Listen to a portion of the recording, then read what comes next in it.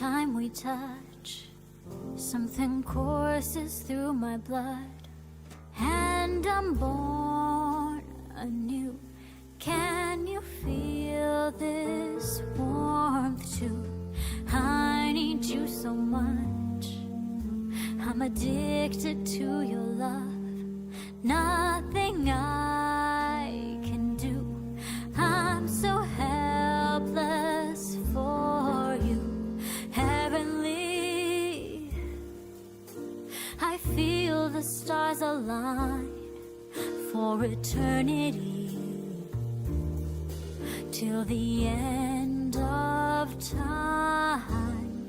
Ecstasy, so burned into my mind. You're a drug for me, pure and crystalline.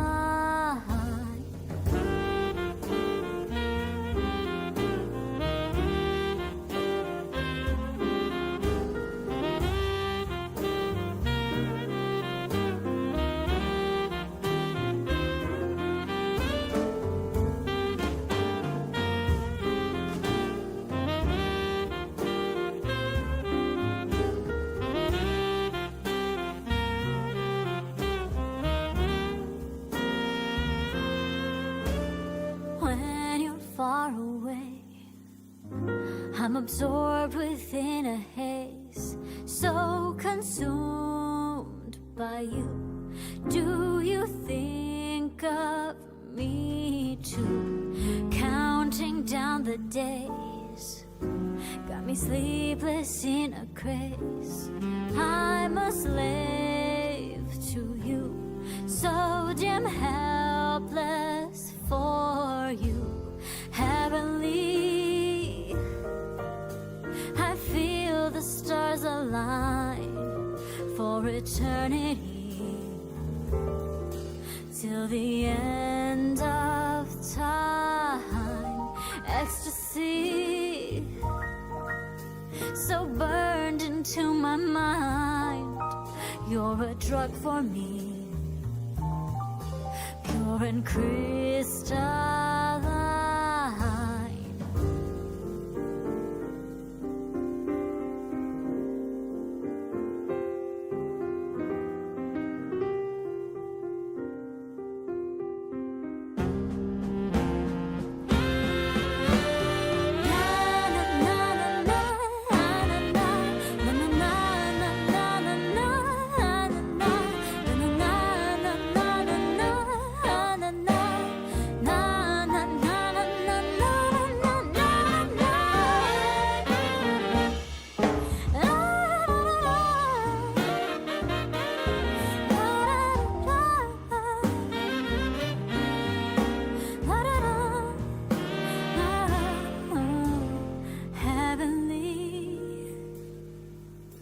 I feel the stars align for eternity, till the end of time. Ecstasy, so burned into my mind. You're a drug for me, pure and crystalline.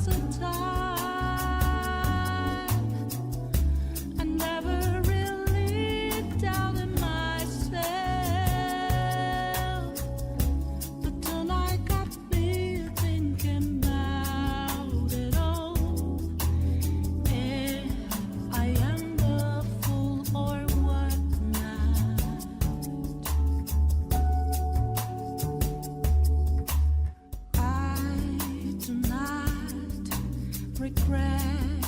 With my choices, I'm rather proud. Oh, yeah, I know I won't change anything because I can only be me. So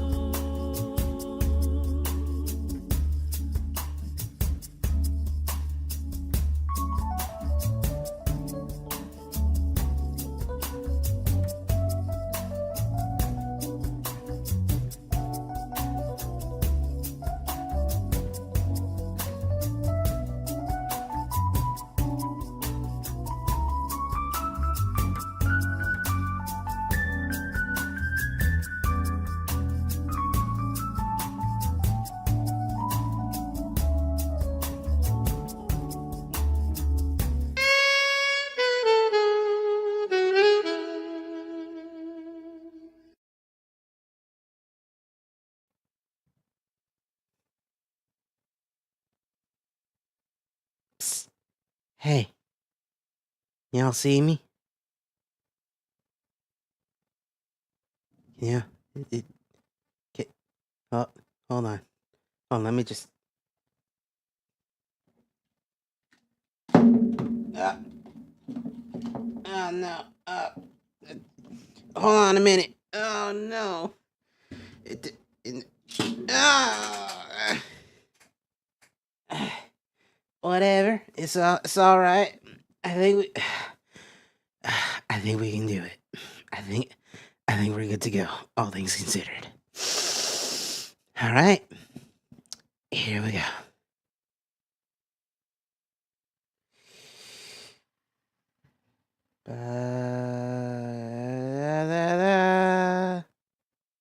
No, I don't want to give away that part.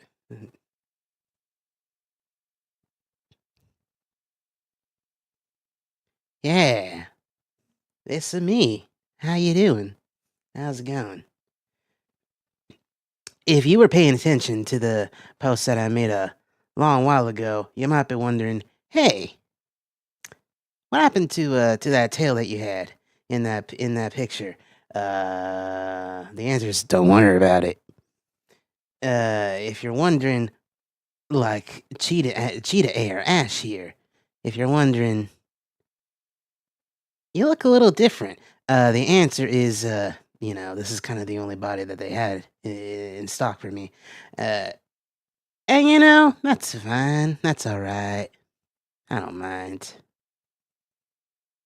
You also might be wondering, what's with the pink glasses, the rose tinted glasses, if you will. You're very funny. You like a lot of.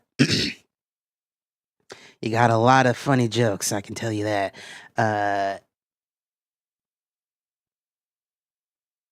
There is no reason I like these glasses. Anyway, just whoa, whoa. Oh. Just oh. Oh. All right. I think we good to go. I think we are good to go. Anyway. Hey, login screen. Why don't we touch that? We're logging in. And here we are. We are here with the. Actually, you know what? Before we continue, before we keep on going, take a look, take a gander at some of the expressions that I got on me. Don't worry. There's a bottom to this. I just don't want to show off all the goods. Anyway, let's look at some expressions. We got it's a little hard to see because of these glasses. But that's supposed to be a blush? Yeah, the glasses are not helping with that. We got a little bit of a sad, little bit of a cry for when things are getting a little little serious. We got a scared for when something's scary. We might have to see this. later on tonight. And we got a real scared, sweating and everything. Also, you can also say I'm a little bit of a cry, but you know, don't worry about it. Anyway, put me back here. All right. Anyway, geez, I thought we were playing Doki Doki Literature Club. We are. Why does it say metaverse in there? Because Mark Zuckerberg sucks dick. The concept of a metaverse, you know, not exactly original. The Zuck don't have a patent on the term, the metaverse. But anyway, why don't we just, you know what? We have some things, some pictures. It's not a lot.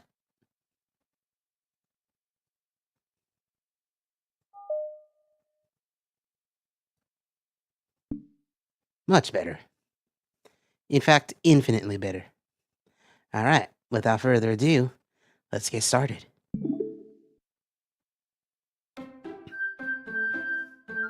Ah, shit, I just remembered I have to maybe turn down the volume.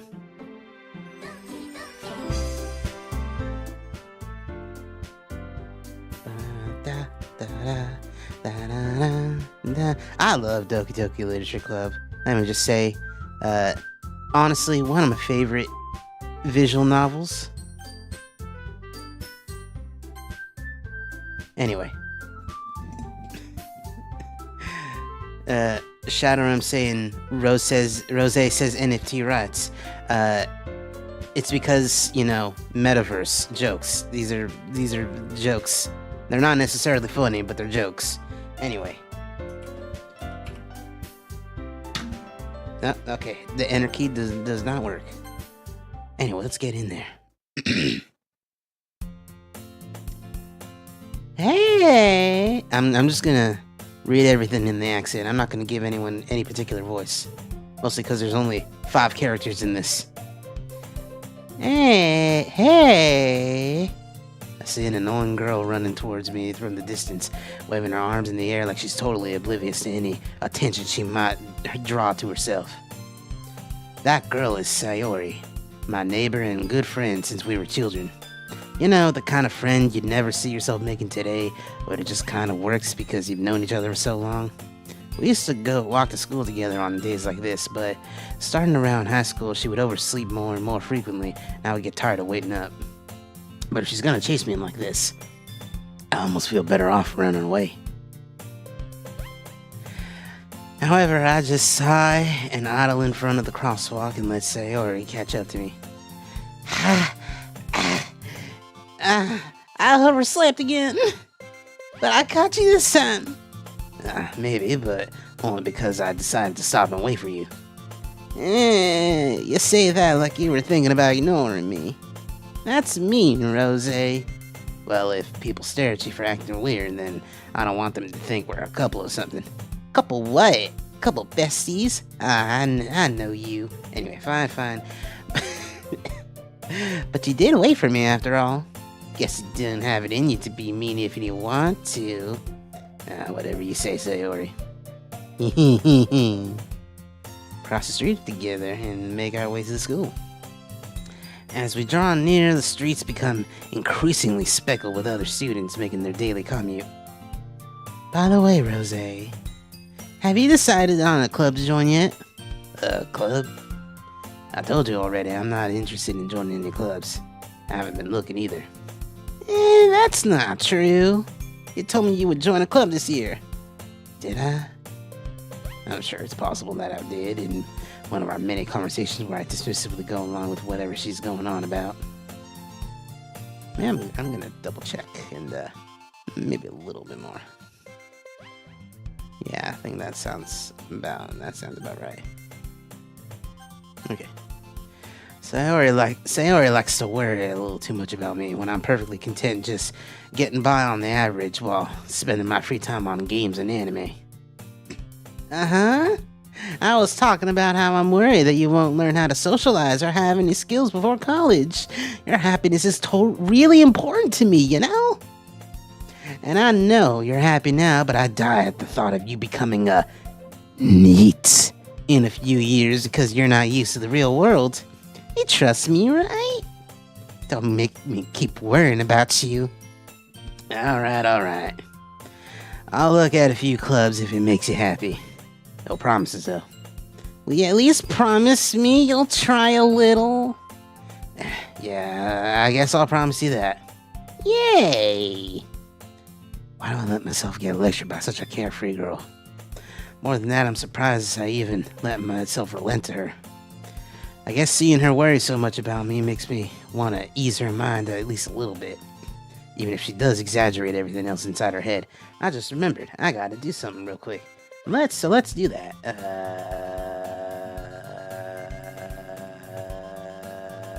Done. School day is as ordinary as ever, and it's over before you know it. Before I know it. After I pack up my things, I just stare blankly at the wall, looking for an ounce of motivation. Clubs. Sayori wants me to check out some clubs. I guess I have no choice but to start with the anime club. Hello? Sayori. Sayori must have come into the classroom while I was spacing out. I look around and realize I'm the only one left in the classroom. I thought I'd catch you coming out of the classroom, but I saw you just sitting there and spacing out, so I came in. Honestly, you're even worse than me sometimes. I'm impressed. You don't need to wait up for me if it's gonna make you late for your own club. Well, I thought you might need some encouragement, so I thought, you know. Know what? Well, that you could come to my club. Sayori. Yeah? There is no way I'm going to your club. Meanie. Sayori is vice president of the literature club. Not that I was ever aware that she had any interest in literature. In fact, I'm 99% sure she only did it because she thought it would be fun to help start a new club. Since she was the first one to show interest after the one who proposed the club, she inherited the title vice president. That said, my interest in literature is guaranteed to be even less. Yeah, I'm going to the anime club. Come on, please. Why do you care so much anyway? Well, I kinda told the club yesterday that I would bring in a new member. And Natsuki made cupcakes and everything. Don't make promises you can't keep. Can't tell if Sayori is really that much of an airhead or she's so cunning as to have planned all this out. I let out a long sigh. Fine, I'll stop by for a cupcake, okay? Yes! Let's go! And thus, today marks the day I sold my soul for a cupcake. I dejectedly follow Sayori across the school and upstairs, a section of the school I rarely visit. Sayori, full of energy, swings open the classroom door. Everyone! A new member's here! I told you, don't call me a new member. I glance around the room. Welcome to the literature club. No, that's not a, that's not her voice. Alright. Welcome to the literature club. It's a pleasure to meeting you. I think that works a little bit better. Very light, very airy. Kind of, oh lordy, I've got the vapors, but a lot airier, you know? Sayori always says nice things about you. Seriously? You bought a boy? Trying to get a balance between Valley and this accent, and they kind of clash, you know? Way to kill the atmosphere. No, it's just one or the other. Way to kill the atmosphere. Alright, I guess she's just gonna be a Valley girl. Rosé, what a nice surprise. Welcome to the club. You know, kind of that voice. You know, the normal me voice. Oh, all words escape me in this situation. This club is full of incredibly cute girls. What are you looking at? If you want to say something, say it. Sorry. Natsuki. Girl with the sour attitude, whose name is apparently Natsuki, is one I don't recognize. Her small figure makes her look like a first-year student. She's also the one who made cupcakes, according to Sayori. You can just ignore her when she gets moody. Sayori says that quietly into my ear. Hey, you can ignore her. Just saying that full volume force. That you can ignore her if you shouldn't get moody, whatever. Says that quietly into my ear and turns back around to the other girls. Anyway, this is Natsuki, always full of energy. And this is Yuri, the smartest in the club. Don't say things like that. Yuri, who appears comparably more mature and timid, seems to have a hard time keeping up with people like Sayori and Natsuki. Well, it's nice to meet both of you. And it sounds like you already know Monica, is that right? That's right. It's great to see you again, Rosé. Monica smiles sweetly. We do know each other. Well, we rarely talk, but we were in the same class last year. Monica was probably the most popular girl in class. Smart, beautiful, athletic. Basically completely out of my league. So having her smile at me so genuinely feels a little... You too, Monica. Come, sit down, Rosé. And we made room for you at the table, so you can sit down and next to me or Monica. I'll get the cupcakes. Hey, I made them. I'll get them. Sorry, I got a little too excited. Then how about I make some tea as well? Having to balance all these voices that sound very similar to each other is going to be a bit of a challenge. The girls have a few desks arranged to form a table. As Sayori mentioned, it had been widened so that there is one space next to Monica and one space next to Sayori. Natsuki and Yuri walk over to the corner of the room where Natsuki grabs a wrapped tray and Yuri opens the closet. Still feeling awkward, I take a seat next to Sayori. Natsuki proudly marches back to the table, tray in hand. Okay, are you ready? Ta-da! Whoa! Natsuki lifts a foil off the tray to reveal a dozen white, fluffy cupcakes decorated to look like little cats. The whiskers are drawn with icing, and little pieces of chocolate were used to make ears. So cute! I had no idea you were so good at baking, Natsuki. Well, you know. Just hurry and take one. Sayori grabs one first, then Monica. I follow. Oh, it's delicious. Sayori talks with a mouthful and has already managed to get icing on her face. I turn the cupcake around in my fingers, looking for the best angle to take a bite. Natsuki's quiet. Can't help but notice her sneaking glances in my direction. She's waiting for me to take a bite. I finally bite down. The icing is sweet and full of flavor. Wonder if she made it herself. This is really good. Thank you, Natsuki. Why are you thanking me? It's not like haven't I heard this somewhere before? Made them for you or anything? I thought you technically did. Sayori said, well, maybe, but not for, you. Stupid. Alright. I give up on Natsuki's weird logic and dismiss the conversation. Yuri returns to the table carrying the tea set. She carefully places a teacup in front of each of us before sitting down the teapot next to the cupcake tray. You keep a whole set in... No, that's me. You keep a whole set in tea set in this classroom? Don't worry, the teachers gave us permission. After all, doesn't a hot cup of tea help you enjoy a good book? I guess. Don't let yourself get intimidated. Yuri's just trying to impress you. That's not... Oh, no. Insulted, Yuri looks away. I I meant that, you know. I believe you. Well, tea and reading might not be a pastime for me, but I at least enjoy tea. I'm glad. Yuri faintly smiles to herself in relief. Monica raises an eyebrow and smiles at me. So, what made you consider the literature club? I was afraid of this question. Something tells me I shouldn't tell Monica that I was practically dragged here by Sayori.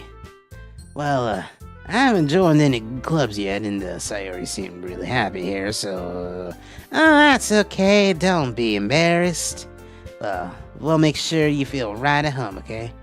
As president of the literature club, it's my duty to make the club fun and exciting for everyone. Monica, I'm surprised. How come you decided to start your own club? You could probably be a board member for any of the major clubs. Weren't you a leader of the debate club last year? Well, you know. To be honest, I can't stand all the politics around the major clubs. Feels like nothing but arguing about the budget and publicity and how to prepare for events. I'd much rather take something I personally enjoy and make something special out of it.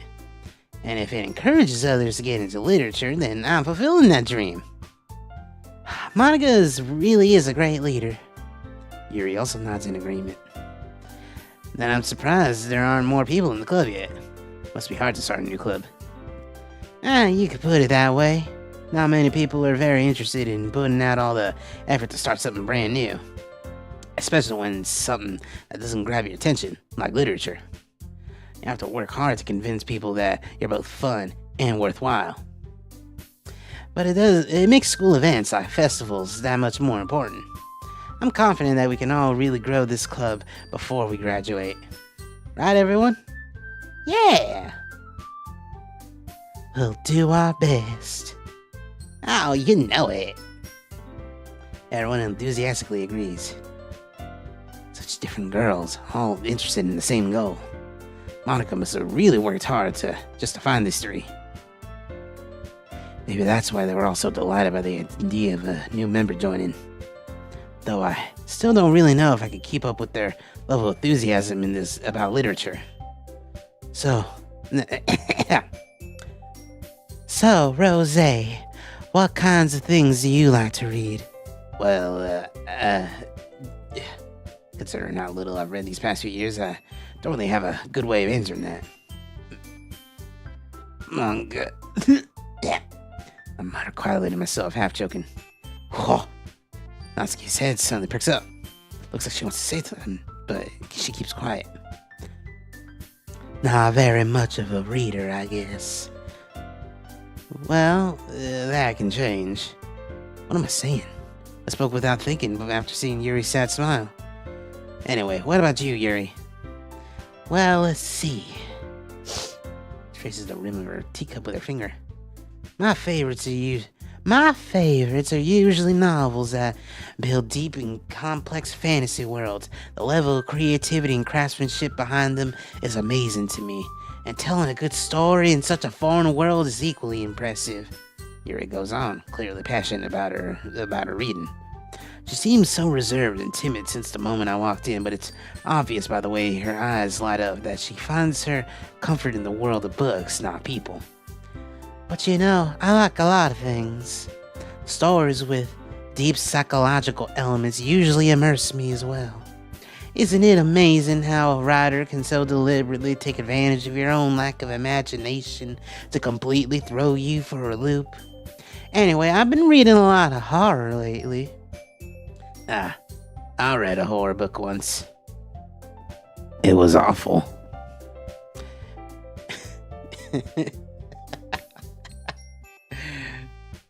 I desperately grasp something I can relate to at the minimal level. At this rate, Yuri might as well be having a conversation with a rock. Really? I wouldn't have expected that, Yuri. For someone as genteel as you. I guess you could say that. But if a story makes me think or takes me to another world, then I really can't put it down. So real horror is often very successful at changing the way you look at the world, if only for a brief moment. I hate horror. Why is that? Well, Natsuki's eyes darted over to me for a split second. Never mind. That's right, you usually like to write about cute things, don't you, Natsuki? What? What gives you that idea? You left a piece of scrap paper behind last club meeting. It looks like you were working on a poem called... Yeah, don't say it out loud. Give that back. Oh, fine. Your cupcakes, your poems, everything you do is just as cute as you are. Sayori sidles up to behind Natsuki, puts her hand on her shoulders. I'm not cute. Natsuki, you write your own poems? And, well, I guess sometimes. Why do you care? 'Cause I think that's impressive. Why don't you share them sometime? No! Natsuki averts her eyes. You wouldn't like them. Not a very confident writer yet. I understand how Natsuki feels. Sharing that level of writing takes more than just confidence. The truest form of writing is writing to oneself. You must be willing to open up to your readers, exposing your vulnerabilities and showing even the deepest reaches of your heart. Do you have any writing experience too, Yuri? Maybe if you share some of your work, you can set an example and help Natsuki feel comfortable enough to share hers. I guess it's the same for Yuri. I wanted to read everyone's poems. I'll sit in silence for a moment. Okay. I have an idea, everyone. What? Natsuki and Yuri look quizzically at Monika. Let's all go home and write a poem of our own. Then, next time we meet, we'll all share them with each other. That way, everyone's even.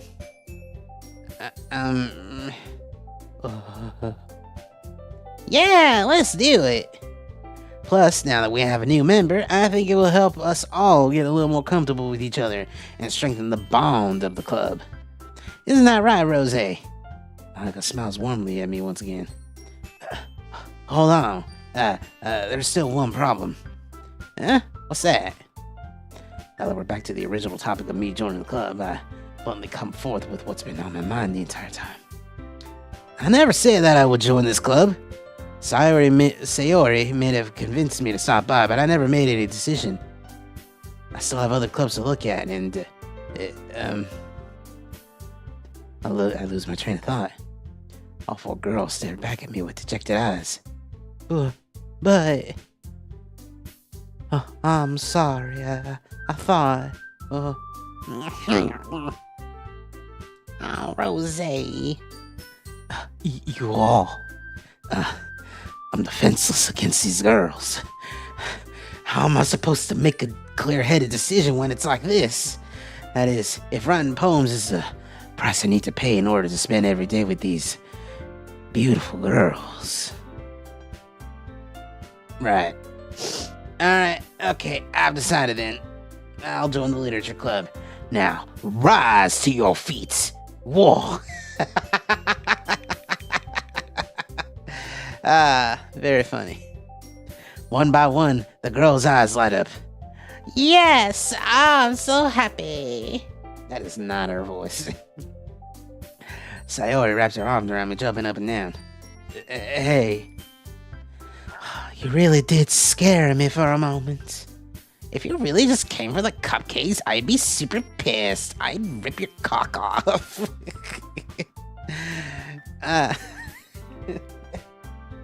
And that makes it official. Welcome to the Literature Club. Thanks, I guess. Okay, everyone. I think with that, we can officially end today's meeting on a good note. Everyone, remember tonight's assignment. Write a poem and bring it to the next meeting so we can all share. Monika looks over to me once more. Rosé, I look forward to seeing how you express yourself. Yeah. Can I really impress the class star Monika with my mediocre writing skills? I already feel the anxiety welling up inside me.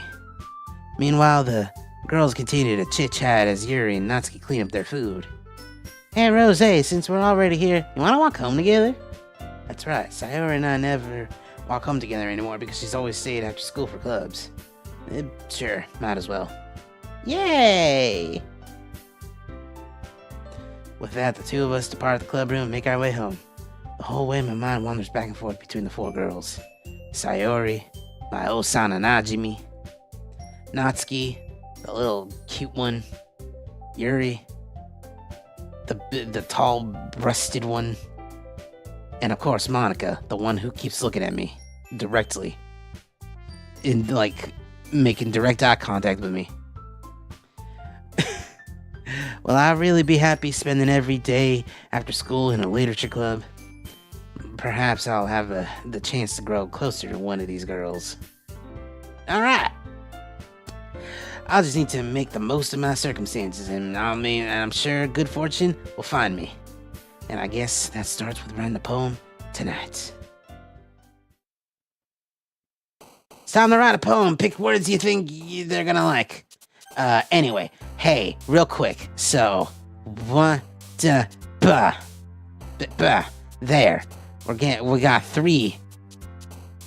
So, you might be wondering, what's up with this? What are you doing here? That's a secret. Well, yeah, it's a secret. It's a secret tool we'll be using for later. Anyway.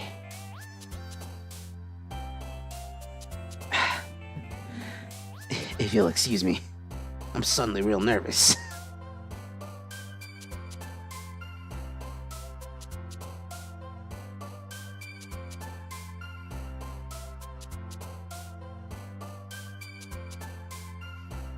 No, I'm nervous for a particular type of thing.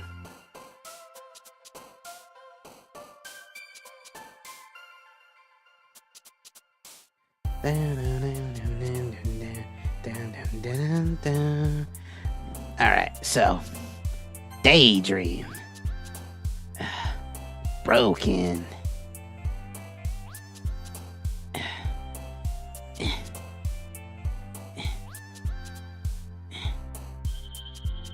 Charm.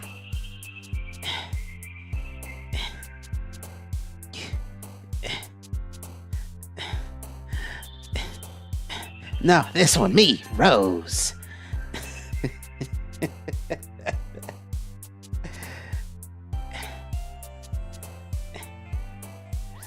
Lazy. Love. Fireflies.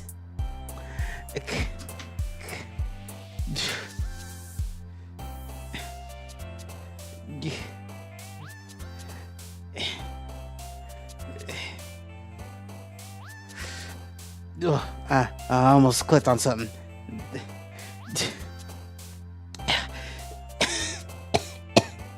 You can hear it in my voice. I'm kind of loud. First time? No. Also, hello, V-Cyclone. No, it's not my first time. I'm just trying to do it right. I don't want to get one thing out of place. I don't want one thing to be incorrect. Amazing. Dance. Joy.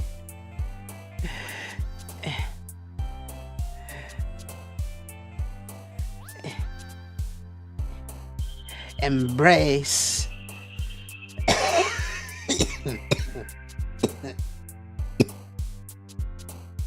All right.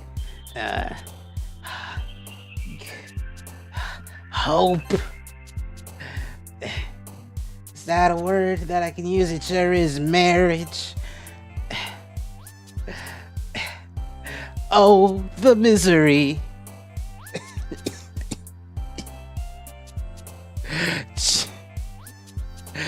These kinds of games are my enemy. Nah, I'm joking. putting way too much pressure on this. Ugh. If it's not obvious, I'm kind of coming back from a cold. Normally I'm fine, but you know. You need to hydrate. Yeah. All right. If you'll give me a moment.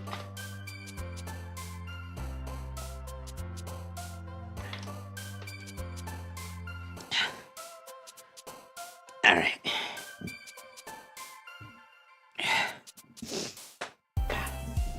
All right.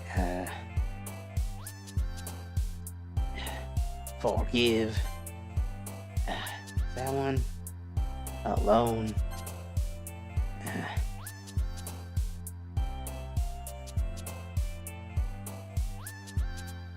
Hurt. Last one.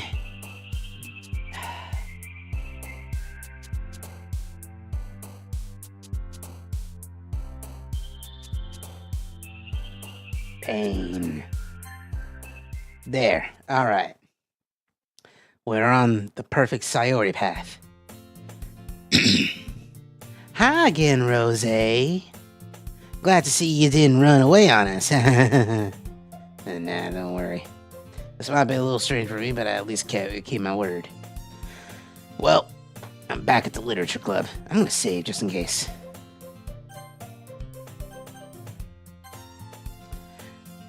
I was the last one to come in, so everyone else is already hanging out.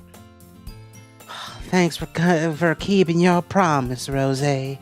I hope this isn't too overwhelming of a commitment to you, making you dive headfirst into literature when you're not accustomed to it. Oh, come on. Like he deserves any slack. Sayori told me you didn't even want to join any clubs this year. And last year, too. I don't know if you plan to just come here and hang out or what. But if you don't take us seriously, then you won't see the end of it. Natsuki, you certainly have a big mouth for someone who keeps her manga collection in the club room. Natsuki finds herself stuck between manga and manga. Manga is literature! Yeah. Swiftly defeated, Natsuki plops back into her seat. Don't worry, guys. Rosé always gives it his best shot as long as he's having fun. He helps me with busy work without me even asking. Like cooking, cleaning my room. How dependable. Sorry, that's because your room is so messy it's distracting. And you almost set your house on fire once. Is that so? You two really are good friends, aren't you? I might be a little jealous. How come? You and Rosé can be good friends too. Sayori. As usual, Sayori seems oblivious to the weird situation she just put me into. Yuri even brought you something today, you know? Wait a minute, Sayori. Sayori, that's not at all how you say your name. Me? Not really. Don't be shy. It's really nothing. What is it? Never mind. Sayori made it sound like it's a big deal when it's really not. What do I do? I'm sorry, Yuri, I wasn't thinking. I guess that means it's up to me to rescue the situation. Hey, don't worry about it. First of all, I wasn't expecting anything in the first place, so any nice gesture from you is a pleasant surprise. It'll make me happy no matter what. Is that so? Yeah, I won't make a big deal if you don't want it to be. Alright. Oh, here. Yuri reaches into her bag and pulls out a book. I didn't want you to feel left out, so I picked out a book that I thought you might enjoy. It's a short read, so it should keep your attention, even if you don't usually read. And we could, you know, discuss it, if you want it. How is this girl accidentally being so cute? She even picked out a book she thinks I'll like, despite me not reading much. Yuri, thank you. I'll definitely read this. I enthusiastically take the book. Phew. Well, you can read it at your own pace. I look forward to hearing what you think. Now that everyone's settled in, I expected Monica to kick off some scheduled activities for the club. But that doesn't seem to be the case. Sayori and Monica are having a cheery conversation in the corner. Yuri's face is already buried in a book. I can't help but notice her intense expression, like she was waiting for this chance. Meanwhile, Natsuki's rummaging around in the closet. Man, looks like no one wanted to be bothered today. I slumped down at the nearest desk. How am I supposed to occupy myself with something literature related by myself like this? Guess I could always read some of the book Yuri gave me. I'm feeling a little too tired to read. I'll probably fall asleep right now. I close my eyes and accidentally listen in on Sayori's conversation with Monica. We're probably gonna seem really lame compared to all the other clubs, though. Well, we can't give up. The festival is our chance to show everyone what literature's all about. Problem is that the idea of a literature club sounds too dense and intellectual. It's not like that at all, you know. We just need a way to showing that to everyone. Something that speaks to their creative minds. That doesn't solve the problem, though. That's not at all her voice. What do you mean? Even if we come up with the most fun thing ever, nobody will come to in the first place if it's a literature event. So it's more important to figure out how to get people to show up in the first place, you know? After they come, we can do the thing to speak to their creative minds. What's this? Sayori's taking this thing really seriously. It's rare to hear her deliberating like this. Huh, that's a good point. In that case, do you think food will do the trick? What kind? I guess we could. Cupcakes! Good thinking. Natsuki would love to do that. You're right. Natsuki makes the best cupcakes. That works out perfectly. That wasn't why you suggested it. Cupcakes speak to my creative tummy. Cupcakes it is, and I'm hungry. Don't mind that. That was more of something in my throat. It was itchy. Anyway, we still need to work out the details of the event itself. I found myself smiling. I've become the Sniler. In the end, Sayori's are still her usual self. Therein lies the unexpected reason I admire her. Unlike me, who has trouble finding any motivation at all, Sayori can put her mind to things and make them come to life. I suppose that's why I end up letting her get on my case about things. I can't help but wonder what it would be like to see the world through her eyes. I open my eyes to find Sayori's face filling my vision. I nearly fall out of my chair. Sorry. Wait. Actually, I'm not sorry at all. It's your fault for sleeping like that. This isn't a napping club. Does our school have a napping club? You're staying up late again, aren't you? Now that you're in a club, you're gonna have less time for anime, you know? You'll need to get used to it. Don't say that out loud. Lights over my shoulder to see if Monica overheard. It's true, though. Yeah. I know. Sayori is kind of a ditz, huh? Adorable. Yeah, she really is. She's very silly, and honestly, like, probably my favorite of the Dokis. It's weird to call them that, but you know, that's the thing I'm calling him. You're always looking out for me, Sayori. It's what I do best. That's the problem. What about you? You look out better for me. You look out for me better than you look out for yourself. You're still oversleeping every day, aren't you? Eh? Not every day. It's not very convincing. How many days this past week have you gotten up on time? It's a secret. I knew it. Come on. Come on. I'm the little birthday girl. Come on. At least give me the benefit of the doubt. I can't even do that. Look, Sayori, it's written all over you. Eh? Sayori glances around at herself. How is it written all over me? You were clearly in a rush this morning. Look, your hair's sticking out all around here. Ah! Run my fingertips down to the side of Sayori's hair, trying to straighten it out. Man, you really need a brush for this. My hair is just hard to get right. I won't fall for that. It's more than just your hair. Look, your bow isn't straight either. And there's toothpaste stain on your collar here. I'll try to wipe off this stain with my finger. But nobody would ever notice that. Of course they would. No one's gonna tell you about it because they don't want to embarrass you. Fortunately, I really don't care about that. Hey, you meanie. And you don't even keep your blazing button up. Seriously, Sayori. Why do you think you don't have a boyfriend yet? Eh? That's super mean. Sorry, but you'll thank me later. Start to button her blazer from the bottom. Once you see how much better it looks, you'll change your mind. This is so funny. What is?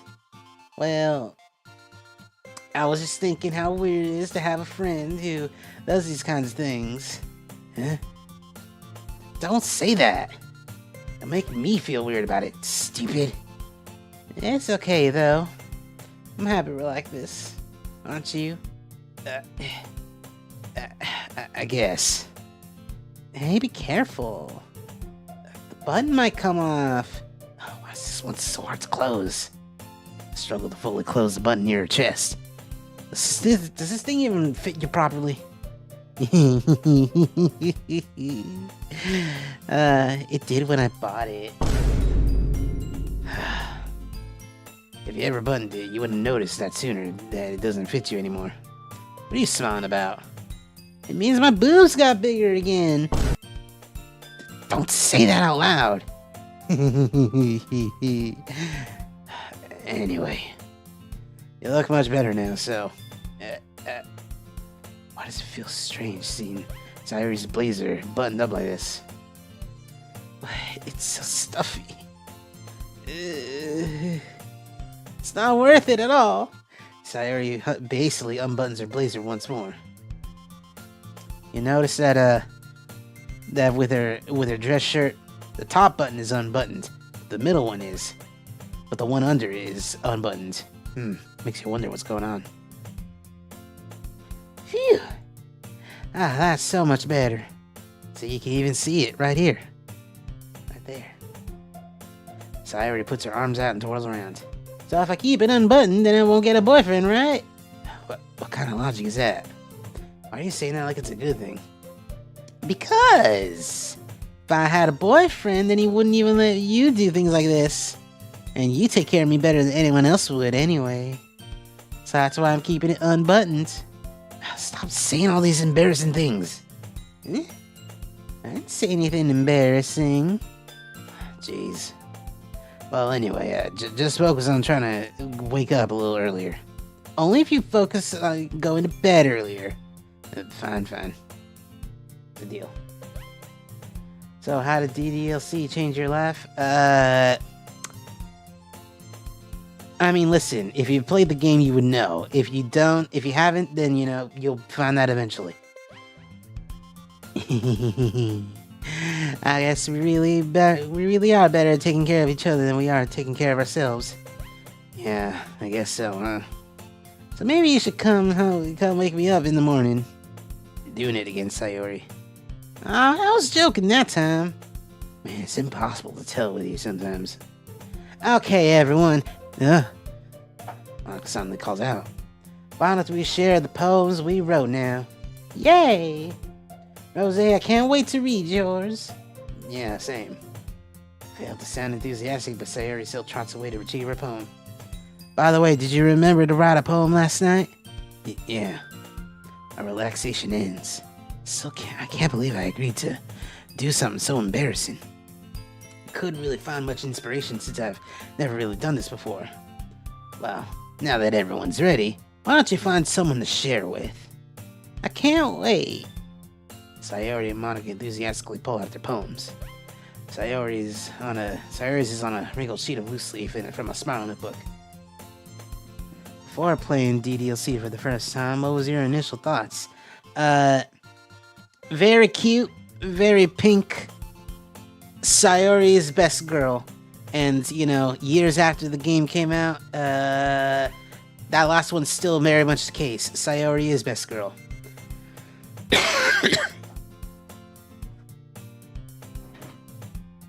Cheese agrees with me. Cheese agrees that Sayori is the best girl.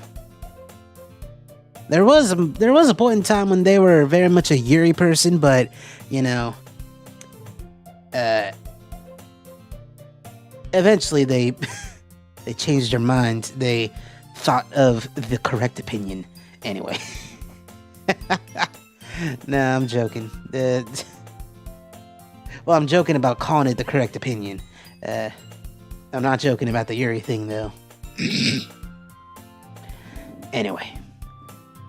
On the other hand, Monica wrote hers in a composition notebook. I can already see Monica's pristine handwriting from where I sit. Natsuki and Yuri reluctantly comply as well, reaching into their bags. I do the same myself.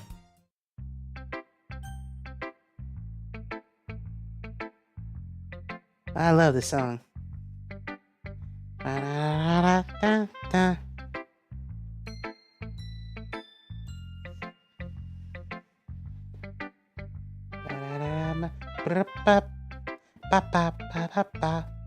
Showing her Monica first. Should start with Monica. Yesterday she seemed eager to read my poem, and I want her to know I'm putting in effort.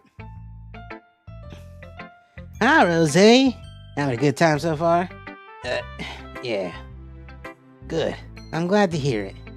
By the way, since you're new and everything, if you ever have any suggestions for the club, like new activities or things we can do better, I'm always listening. Don't be afraid to bring things up, okay? Alright, I'll keep that in mind. Of course, I'll be able to be afraid to bring things up. I'm much better off just going with the flow until I'm more settled in. Anyway, want to share your poem with me? Excuse me. It's kind of embarrassing, but I guess I have to. Don't worry, Rosé. We're all a little embarrassed today, you know? But it's that sort of barrier that we'll learn to get past soon. Yeah, that's true. I am Monica, my poem. Yeah, this shit sucks. I like this one. Makes me think of something Sayori would like. Is that so? You and Sayori are really good friends, right? I wouldn't be surprised if you had those sorts of things in common. Well, we may be good friends, but Sayori and I are actually really different. Well, that may be the case, but there are also some similarities in that you wouldn't expect. The way she talks about you sounds like the two of you really care about each other's well-being. Even if you show it in different ways, it ends up being more similar than you'd think. So I think that's the kind of vibe I get from reading your poem. You sure you're not reading into it too much? Is there a huge difference in DDLC Plus? I can actually tell you that, mostly because you were not here watching, paying attention. There's a whole entire other thing. Look at these. Look at her. Oh my god, you just get the... Wow, alright. Cool. It's stuff and things. It's because, you know, this is the first one of these games that came to console. So, you know... Ooh. Sketches. It's the first one that came to console, so, you know, the whole thing of, like, the game fucking around and you needing to get into the files, you know, like right here, is going to be really hard to do on a console. So this is the way that they fix it. They make like a computer thing before your console, you know, because I got this game on Switch too. I got the physical release on Switch. It came with like a bunch of extra stuff.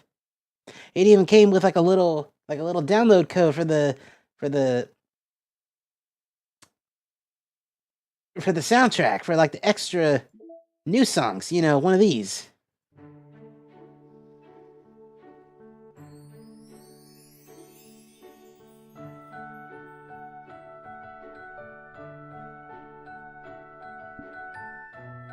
Alright, no, let's get this out of here. Anyway, let's get back into it.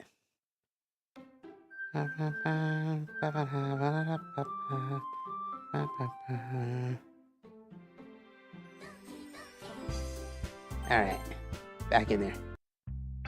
You can use skip. You sure you're not reading into it too much? Could be. Oh gosh, I sound like Yuri. But in any case, Sayuri's writing has a kind of genteel feel to it. I can tell she likes exploring with emotions like happiness and sadness. Who knew that someone so happy could enjoy sad things too?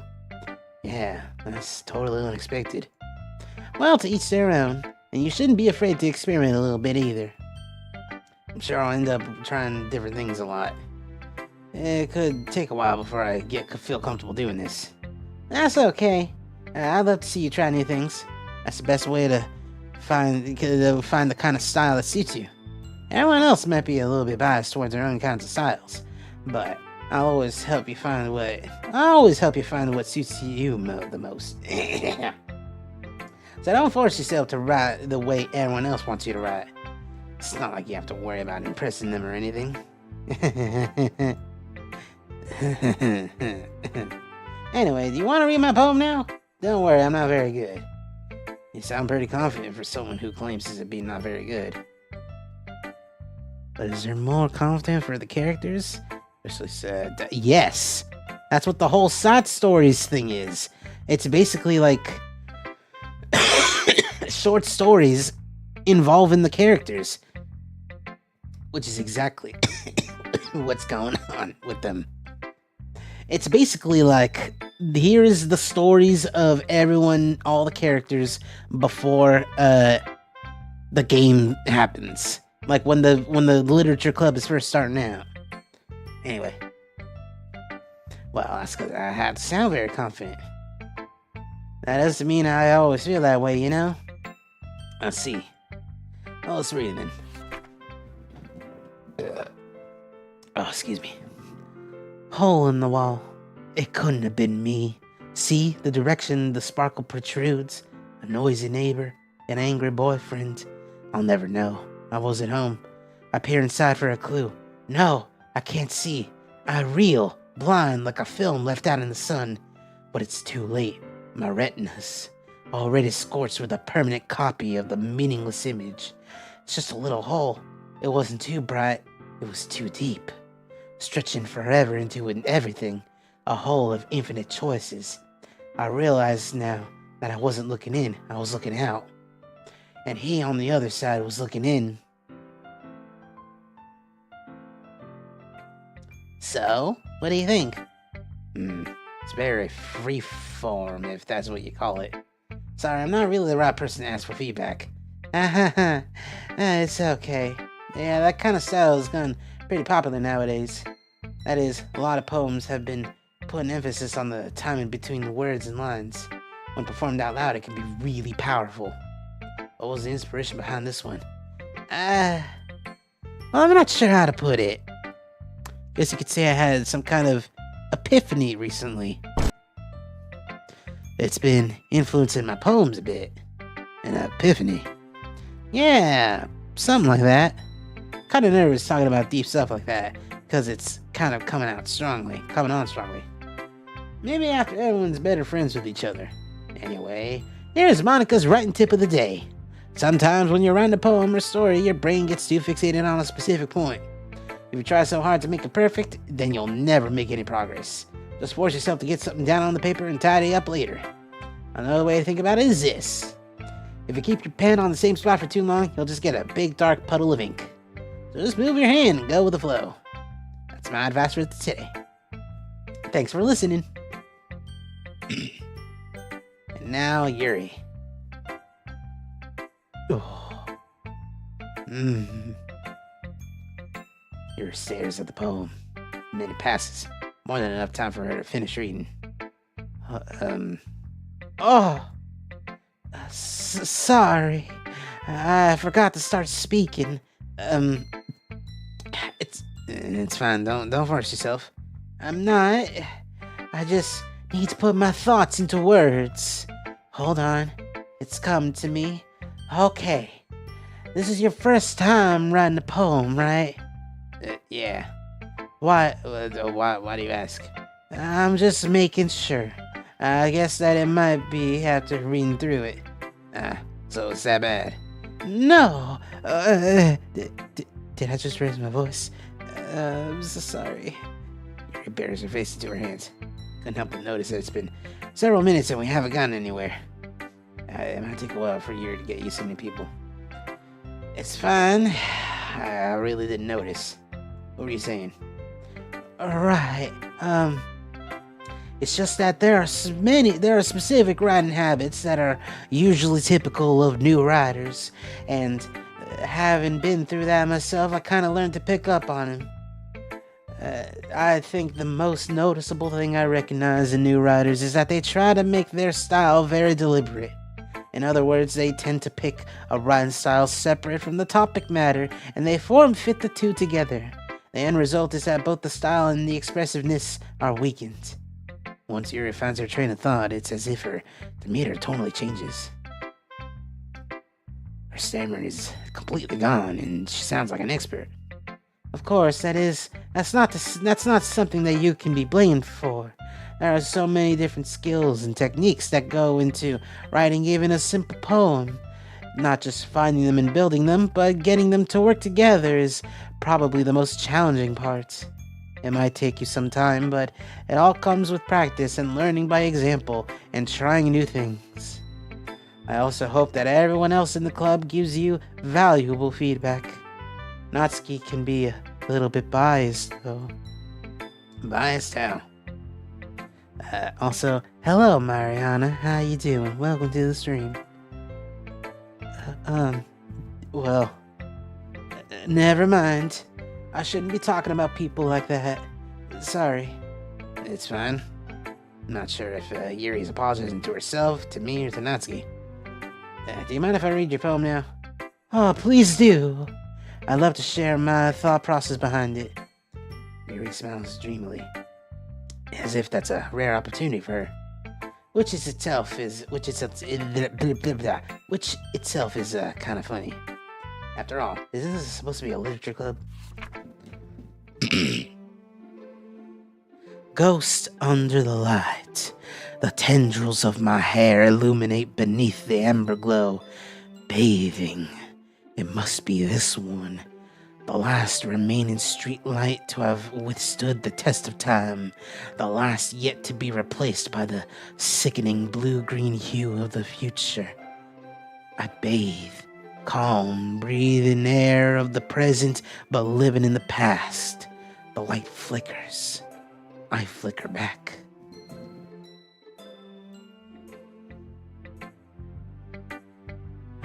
I'm sorry. I have such terrible handwriting. What? I wasn't thinking that at all. But it took you a long time to read. Well, I just don't read script very often. I actually think your handwriting is pretty. That's a relief. Also, I like the poem. Even though it's short, it was really descriptive. It wasn't too short. I usually write longer poems. Not at all. I'm really glad you like it. I'll be honest. Since it's our first time sharing, I wanted to write something a little more mild. Something easy to digest, I suppose. Are you into ghosts, Yuri? Actually, the story isn't about a ghost at all, Rosé. Really? Must have totally missed the point. Well, I suppose you did only glance over it after all. But remember, the poets often express their own thoughts, feelings, and experiences in their work. They usually do more than tell a simple story or paint a picture. In this case, perhaps the subject of the poem is only being symbolically compared to a ghost. lingering in her last remaining place of comfort, unable to let go of the past, and soon to be left with nothing. It's a lot more solemn putting it that way. I hadn't even thought of that. That's impressive. Oh, it's nothing really. Well, it makes me happy that you think that. Just remembering that it won't be long before you pick up on these things too. Maybe you're right. I just have to keep trying. I'm counting on you. Alright. Time for Natsuki. Natsuki. Gotta show Natsuki some things. Oh. Well, it's about what I expected from someone like you. That's a little blunt. Well, excuse me. It's not like I said it was bad. It just didn't evoke any emotions. So basically, it's not cute enough for your taste. Do you want to get smacked? I'll pass. Well, anyway, I guess I need to show you mine. Not that you like it, stupid. Eagles can fly. Monkeys can climb. Crickets can leap. Horses can race. Owls can seek. Cheetahs can run. Eagles can fly. People can try. But that's about it. Yeah. Told you that you weren't gonna like it. I like it. What? Just be honest. I am. Why are you so convinced I wouldn't like it? Well, because everyone in high school thinks that writing has to be all sophisticated and stuff. So people don't even take my writing seriously. But isn't the point of poems for people to express themselves? Your writing style wouldn't make your message any less valid. Yes, exactly. I like it when it's easy to read, but it hits you hard. Like in this poem, seeing everyone around you do great things can be really disheartening. So I decided to write about it. Yeah, I understand. But the other thing about simple writing is that it puts more weight on the wordplay. Like I set up for a rhyme at the end, but then made it fall flat on purpose. It helps bring out the feeling in the last line. So you did. I guess more went into it than I realized. That's what it means to be a pro. I'm glad you learned something. Didn't expect that from the youngest one here, did you? Yeah, guess not. I decided to humor her with that last comment. I don't really care how old everyone is, but if Natsuki's feeling proud, then I won't take that away from her. So there's a thing. I don't remember where exactly you find it, but there is a thing, a note of something in Doki Doki Literature Club Plus that basically just says everyone depicted in this game is over the age of 18. And I don't remember where it is specifically, but if that's the case, I'm guessing that like Natsuki in that regard, Natsuki's like 18. Anyway. And now the last one. Sayori. I wrote it for you. Oh my goodness. This is so good, Rosé. I love it. I had no idea you're such a good writer. Sayori, you must be seriously overreacting. I'm not a good writer at all. Honestly, I had no idea what I'm doing. Well, maybe that's why. Because I have no idea what I like either. Jeez. Yuri's opinion was way more constructive than this. Are you sure you don't like it just because I wrote it? Well, I'm sure that's part of it. That's not her voice. I'm sure that's part of it. I think I understand you better than a lot of the other people, you know? So when I read your poem, it's not just a poem. It's a Rosé poem. That makes it feel extra special. Like I can feel your feelings in it. Sayori hugs the sheet against her chest. You're so weird, Sayori. I'm just really happy that you wrote one. It reminds me of how you're really a part of this club now. Not to mention the fact that I'm standing in front of you in the club room. Well, of course. I'm not really into it yet, but that doesn't mean I'll break my promise. See? It's like I said before, Rosé. Deep down, you're not selfish at all, you know? Trying new things like this for other people, that's something that only really good people do. Thanks, Sayori. Not sure if Sayori sees the full picture of my motive here. Then again, I can't deny she's a part of the reason I joined. Knowing how much this means to her and all. Yeah, and I'm gonna make sure you have lots of fun here, okay? That will be my way of thanking you. Alright, I'm gonna be holding you to that then. Yay! Now, you'll read my poem too, right? Don't worry, I'm really bad at this. And we'll see about that. Dear sunshine, the way you glow through my blinds in the morning makes me feel like you miss me. Kissing my forehead to help me get out of bed, making me rub the sleepy from my eyes. Are you asking me to come out and play? Are you trusting me to wish away a rainy day? I look above, the sky is blue. It's a secret, but I trust you too. If it wasn't for you, I could sleep forever. But I'm not mad. I want breakfast. Sayori. This is just a guess, but did you wait until this morning to write this? No! Just a little bit. You can answer just a little bit. You can't just answer just a little bit to a yes or no question. I forgot to do it last night. Well, at least that makes me feel a little bit better about myself. Don't be mean. I still try my best. Yeah. I didn't mean to say it was a bad poem. It came out nice, or how should I put it? Sounds just like you. Really? Yeah. Especially that last line. I made eggs and toast. I made eggs and toast. Even though you were late to school, it's about to skip breakfast.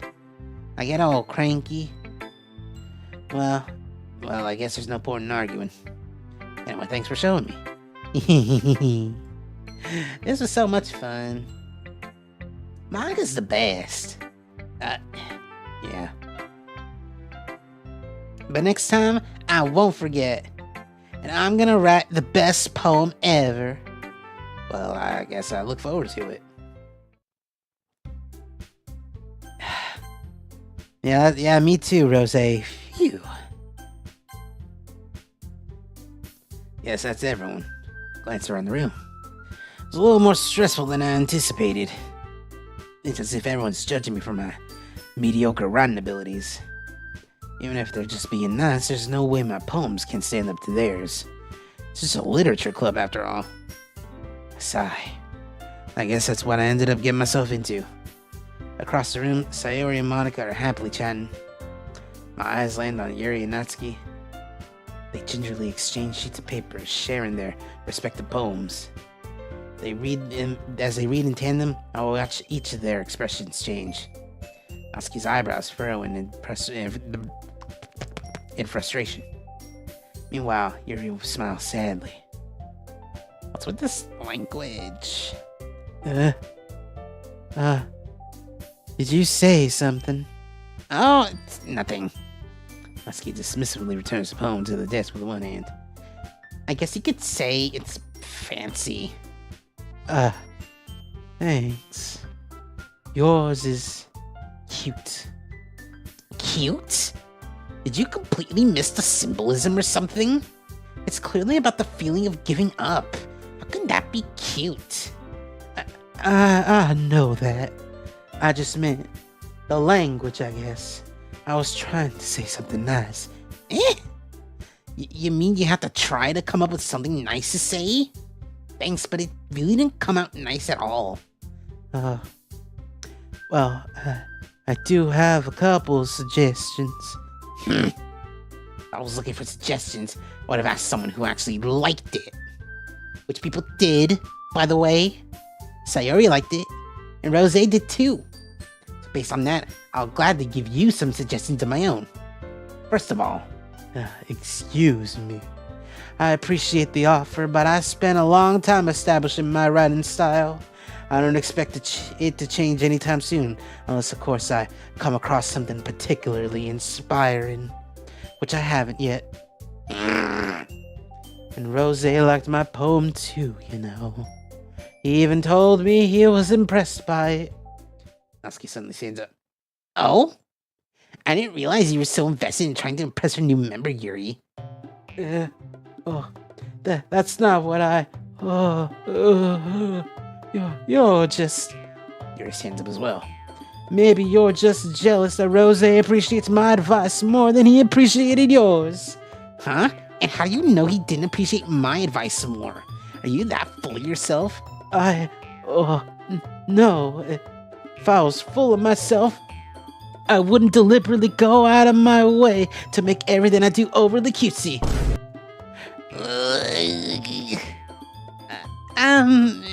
Is everyone okay? Well, you know what? I wasn't the one whose boobs magically grew a size bigger as soon as Rosé started showing up. Natsuki, that's a little... Oh, this doesn't involve you. I don't like fighting guys. Suddenly, both girls turned towards me as if they noticed I was standing there. Rosé, she's trying to make me look bad. That's not true. She started it. If she could just get over herself and learn to appreciate the simple writing is more effective, then this wouldn't have happened in the first place. What's the point in making your poems all convoluted for no reason? The meaning should just jump out at the reader, not force them to have to figure it out. Let me explain that to her, Rosé. Wait. There's a reason we have so many deep and expressive words in our language. It's the only way to convey complex feelings and meaning the most effectively. Avoiding them is not only necessarily limiting yourself, it's also a waste. You understand that, right, Rosé? Well? How did I get mad? How did I get dragged into this?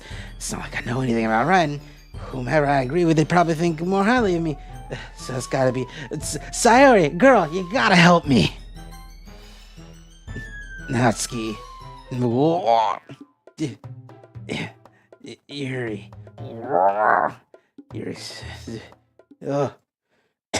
Sayori. Yeah. Everyone's fun is making Sayori uncomfortable. How can you two keep fighting when you know you're making your friend feel like this? Rosé. Well, that's her problem. This isn't about her. I agree. It's unfair to others to inject their own feelings into our conflict. Yeah, unless Sayori wants to tell Yuri what a stuck-up jerk she's being. She would never. It's your immaturity that's made her upset in the first place. Excuse me? Are you listening to yourself? This is exactly why nobody that stop.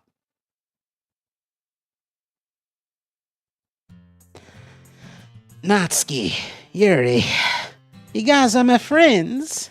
I just want everyone to get along and be happy. My friends are wonderful people. And I love them because of their differences. Natsuki's poems, they're amazing because they give you so many feelings with just a few words. And Yuri's poems are amazing because they paint beautiful pictures in your head. Everyone's so talented. So why are we fighting? Because... Well... Also, Natsuki's cute and there ain't nothing wrong with that. And Yuri's boobs are the same as they always were. Big and beautiful. Oh, Sayori. Sayori stands triumphantly. Monica stands behind her with a bewildered expression. I'll make some tea. Yuri rushes off. Natsuki sits down with a blank expression on her face, staring at nothing. So this is why Sayori is vice president. I whispered to Monica. She nods in return. To be honest, I might come off as a good leader and I can organize things, but I'm not very good with people. I couldn't even bring myself to interject. As president, that's kind of embarrassing of me. Nah, it's not like I can blame you. I wasn't able to say anything either. Well, I guess that just means Sayori is amazing in her own ways, isn't she? You could say that. She might be an airhead, but sometimes it's weirdly suspicious that she knows exactly what she's doing. I see. Take good care of her, okay? I would hate to see her get herself hurt. That makes the two of us. You can count on me. Monica smiled sweetly at me, causing my stomach to knot. Such a genuine person really does make a good president, regardless of what she says. If only I could get the chance to talk to her a little more. Okay, everyone. It's about time for us to leave. How did y'all feel about sharing poems? It was a lot of fun. Well, I'd say it was worth it. It was alright. Well, mostly. Rosé, how about you? Yeah, I'd say the same. It was a neat thing to talk about with everyone. Awesome! In that case, we'll do the same thing tomorrow. And maybe you learn something from your friends too. So your poems will turn out even better. I think to myself. I did learn a little more about the kinds of poems that everyone likes. With any luck, that means I can at least do a better job impressing those I want to impress. I nod to myself with newfound determination. Rosé! Ready to walk home? Dude, sure, let's go. Sayori beams at me. It truly has been a while since Sayori and I have spent this much time together. Can't really say I'm not enjoying it either.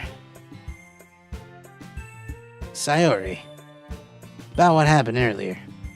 What do you mean? You know, between Yuri and Natsuki. Does that kind of thing happen often? No. That's really the first time I've seen them fight like this. I promise, they're both wonderful people. You don't hate them, do you? Nah, I don't hate them.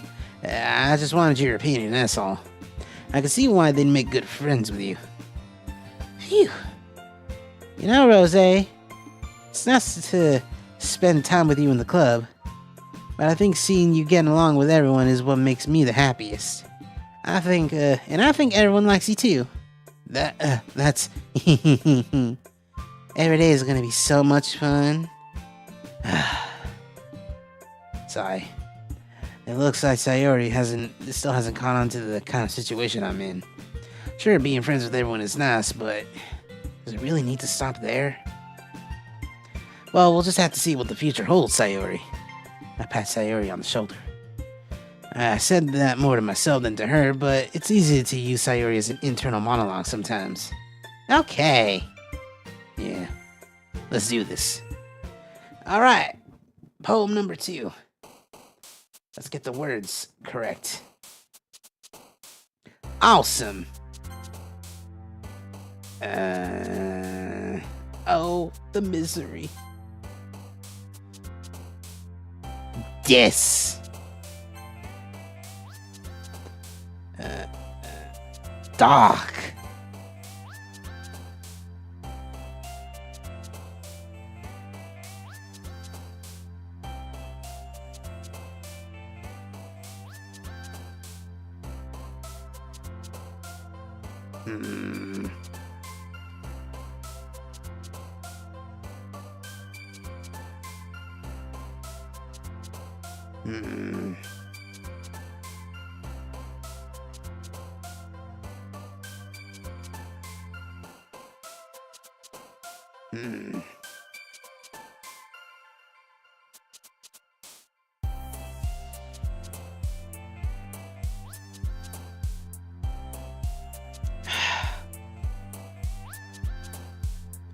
I don't think any of these words are good, actually.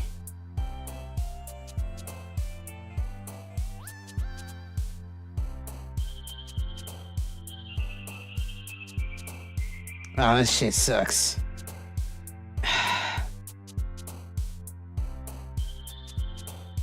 Not a single one of these actually works.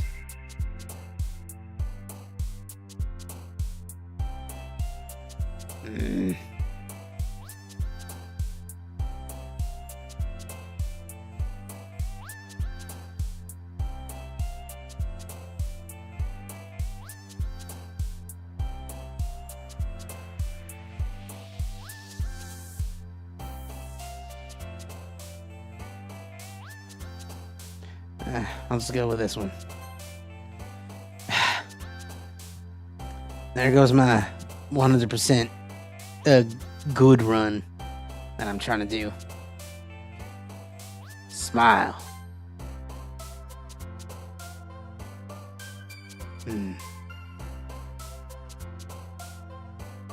Lazy.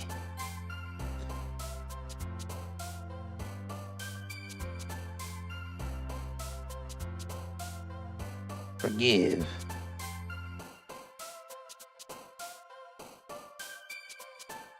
Promise. Tragedy.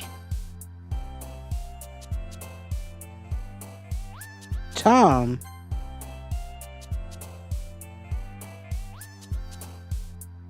Broken.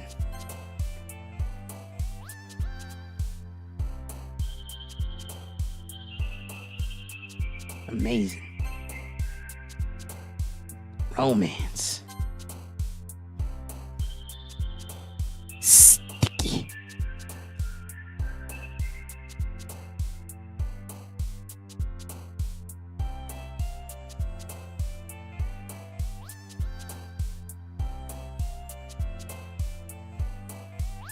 Dance. What are you trying to do in these segments? You're trying to write a poem that'll impress one of these three girls. And every girl has a set of words that appeal to them.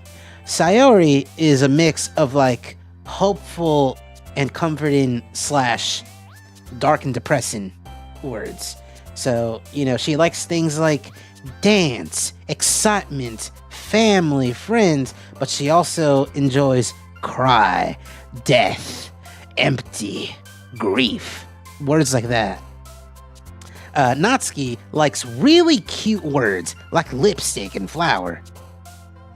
No, flower is Sayori still, but you know, very cute. Ribbon right there for Sayori, for Natsuki, excuse me. Yuri likes very long, complicated words like disoriented and starscape. Anyway, wonderful. Skirt is another Natsuki word. Empty. Calm.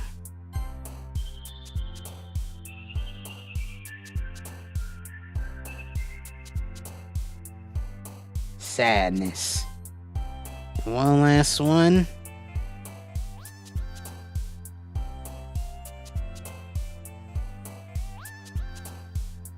Kitty. Nah,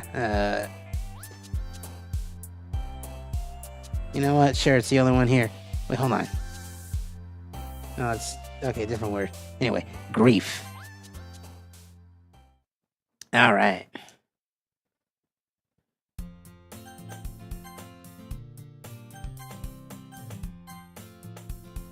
Another day passes and it's time for the club to meet already. Gotten a little more comfortable here over the past couple days. Entering the club room, the usual scene greets me. Hi, Rosé. Yo, Sayori. Looks like you're in a good mood today. I'm just still not used to you being here in the club is all. I see. It's a very simple thing to get you in a good mood. Well, I guess it's always the simple things with you anyway. Speaking of which, I'm kinda hungry. Will you come with me to buy a snack? No thanks. Eh? That's not like you at all. I have my reasons. Why don't we take a look at your purse, Sayori? Why that? All of a sudden? No reason, really. Just wanted to take a look at it. Sayori nervously retrieves her coin purse. She fumbles with the latch and gets it open. Then turns it upside down, lets all the contents spill out onto the desk. Only 2 small coins fall out. I knew it. I could see right through you, Sayori. It's not fair. How'd you even know? It's simple. they had enough money in the first place, you would have brought a snack before coming to the club room.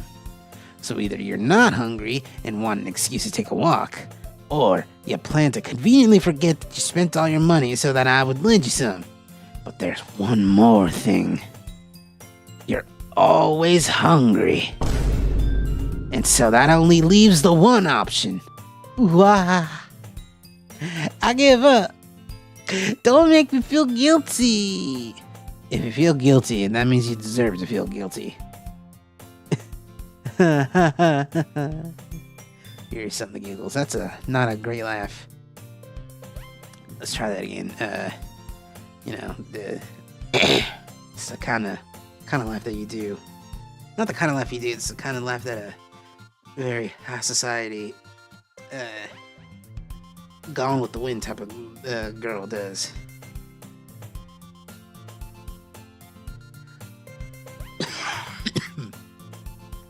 Trying to think how one would do it. It's like, oh Lord, I can't.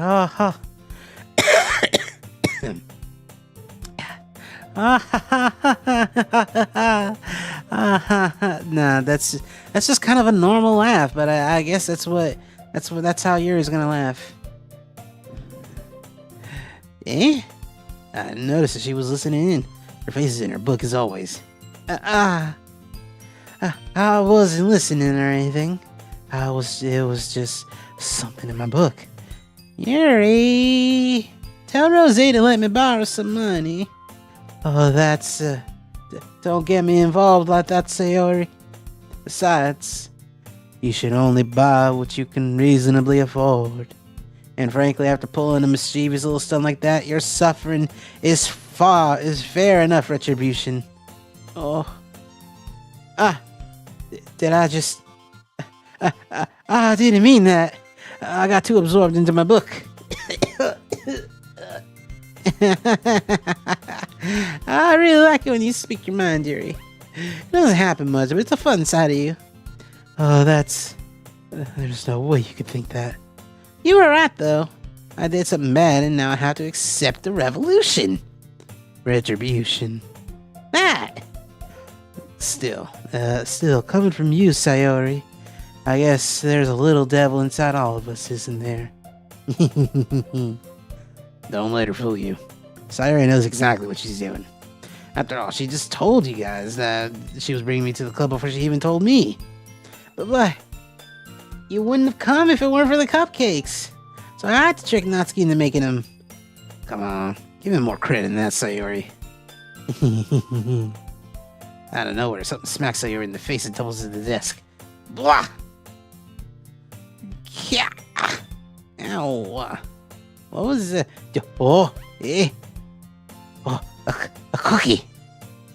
Sure enough, it's a giant cookie wrapped in plastic. Sayori glances around. Is this a miracle? It's because I paid my restitution. Retribution. Actually, that one almost worked. I was just gonna give it to you, but then I heard you blab about the cupcakes. It was totally worth seeing your reaction, though. No, Natsuki. That's so nice of you. I'm so happy. And Sayori hugs the cookie. Jeez, just eat it. Sayori rapidly tears open the wrapper and takes a big bite. So good. Sayori suddenly clasps her hands over her mouth. I bit my tongue. You're going through a lot over just one cookie. Natsuki takes a bite of her own cookie. Yours looks so good too, Natsuki. Can I try it? Jeez. Beggars can't be choosers. But yours is chocolate. Yeah? Why do you think I gave you that one? Fine. Still, I'm really happy that you shared this one with me. Sayori gets out of her seat and goes behind Natsuki, wraps her arms around her. Jeez. I get it. Cookie still in hand. Natsuki reaches up to nudge Sayori off her. Sayori suddenly leans down, about to grab a bite out of the cookie. Hey! Did you seriously do that?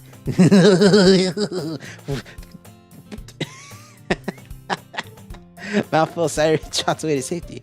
Yuri now laugh as well. Ah, jeez, you're such a kid sometimes. Monica, can you tell Sayori? Oh. She's not here. Ugh. Where's Monica anyway? Oh, good question. Have any of you heard anything about her being late today? Not me. Yeah, I haven't either.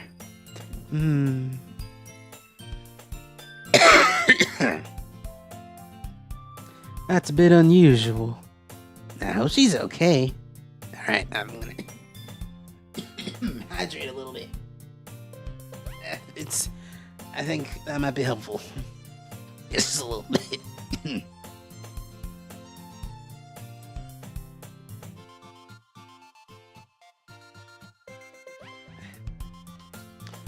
It's not exactly that my throat is dry, but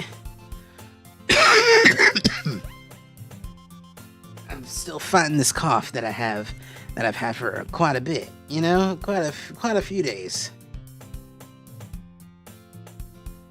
If I have to give it a percentage as to how done I am with this cold that I got, I want to say maybe like 95% done. Anyway, hope she's okay. And of course she's okay. She probably just had something to do today. She's pretty popular after all. You don't think she has a... I wouldn't be surprised. Not that one's better. Not that's not at all what she sounds like.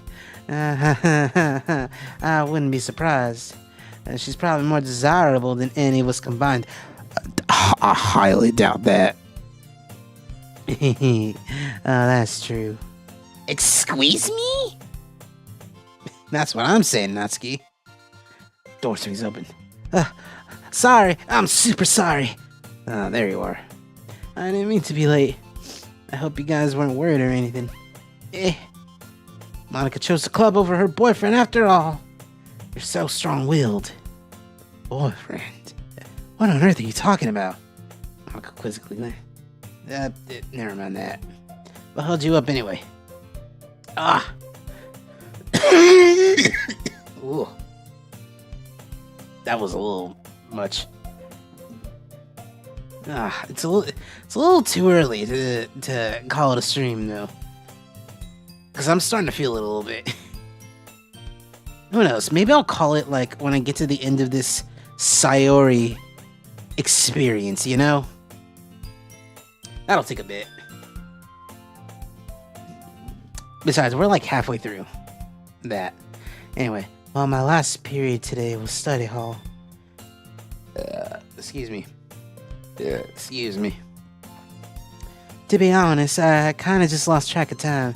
That makes no sense, though. You wouldn't have heard the bell. You would have heard the bell ring at least. I must not have heard since I was practicing piano. Oh, you practicing the piano? I wasn't aware you played music as well, Monica. I don't really. I just kind of started recently. I've always wanted to learn piano. Oh, that's so cool. You should play something for us, Monica. That's the Natsuki voice. That's so cool. You should play something for us, Monica. Oh, that's... maybe once I get a little bit better, I will. Yay! That sounds cool. I also look forward to it. Is that so? In that case, I won't let you down, Rosé. Monica smiles sweetly. I don't mean any pressure or anything like that.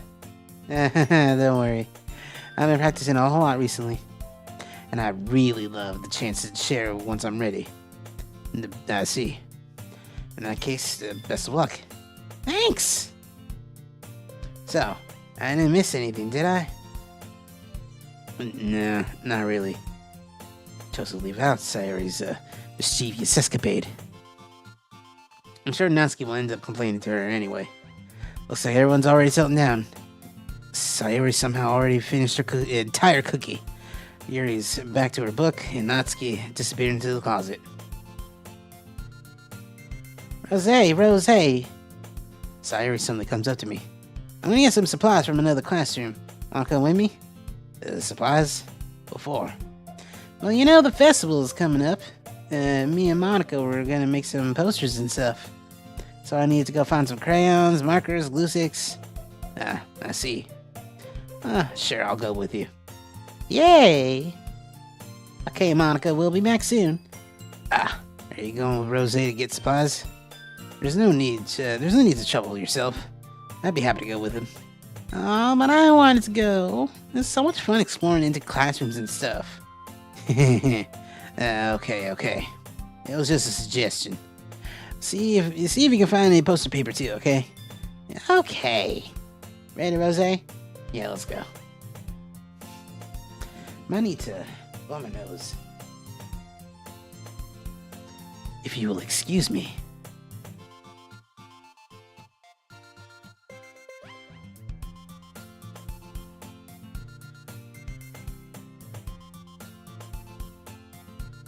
Doing good so far, Rosé?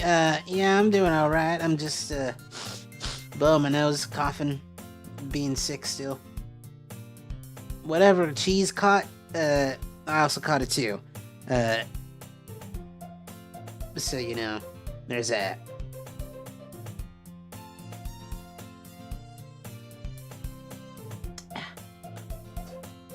Alright. Rabies? Nah, it's just a cold. It's like, you know, that makes me wonder, what's the difference between a cold and the common cold? I'm about to find out. What is the difference between a cold and the common cold?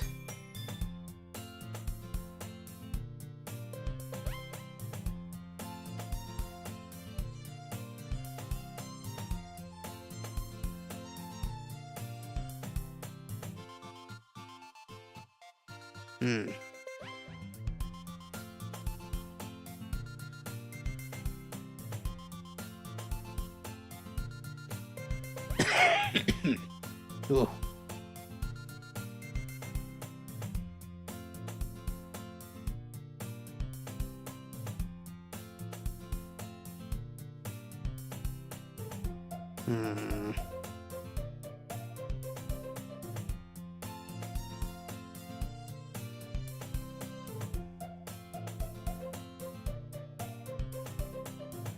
Alright, I was double checking to see if I had the cold or maybe a flu that I'm getting over. Nah, it's just a cold. Although, it was a little bit of both. But, you know, mostly cold. Anyway, we exit the club room. I follow behind Sayori as Sayori hums and skips around the hallway. Honestly. Feels like I'm taking the kids to the mall or something. Sayori finds pleasure in the simplest things sometimes. Hey, Sayori. What exactly are we doing for the festival anyway? Not sure how you would make an event out of literature. Me and Monica have it all planned out. Don't you worry. Is that so? Yep. We're gonna do a poetry slam. A performance. Of what kind? Well, everyone's gonna take turns on stage and recite their favorite poems. I'm losing the accent on her. That sounds, kind of dull. Rosé, you're not thinking about this the right way at all. It's not about reading poems. It's about performing them. Like you say the lines of a poem like, between my feet, the last remaining flower beckons to me. I twist the stem, freeing it from its clinging roots, caressing the final joyous moment between my fingers. But to what ends have I summoned this joy? For now, when I look in every direction, the once prosperous field before me is but a barren wasteland. Like that. Sayori. How do I put this? I'm sure it's just me, but it's impossible for me to take you seriously when you talk like that. You meanie. I'm working super hard on this, you know? I know. I just meant that it's pretty unordinary contrast to your cute self. Don't say that, it's embarrassing. But I guess that means I'm doing a great job. Yeah, I guess so. I'm so excited. The vessel's gonna be so much fun. It's Gun the Natsuki voice. She spins herself around in the hallway again. Hey, Rosé, this classroom over here is empty. Let's begin the mission. Mission, eh? It's been a long time since I've spent time with Sayori like this, but in the end, she hasn't changed one bit. She's nothing but a ball of sunshine, drawing happy vibes from the world around her. It's a pretty nostalgic feeling for me. As the years went by, I began to hold myself up in my room more and more. So going adventuring with Sayori brings about a special sort of feeling I forgot I had in me. The two of us enter the classroom. Sayori heads straight to the closet, and I follow. Let's see what we have in here. Oh, crayons! Sayori pulls out a box full of crayons off the shelf. They're the best brand too. They're kind of dirty though. Sayori starts pulling various crayons out of the box, reading the color names. All right, that's one down.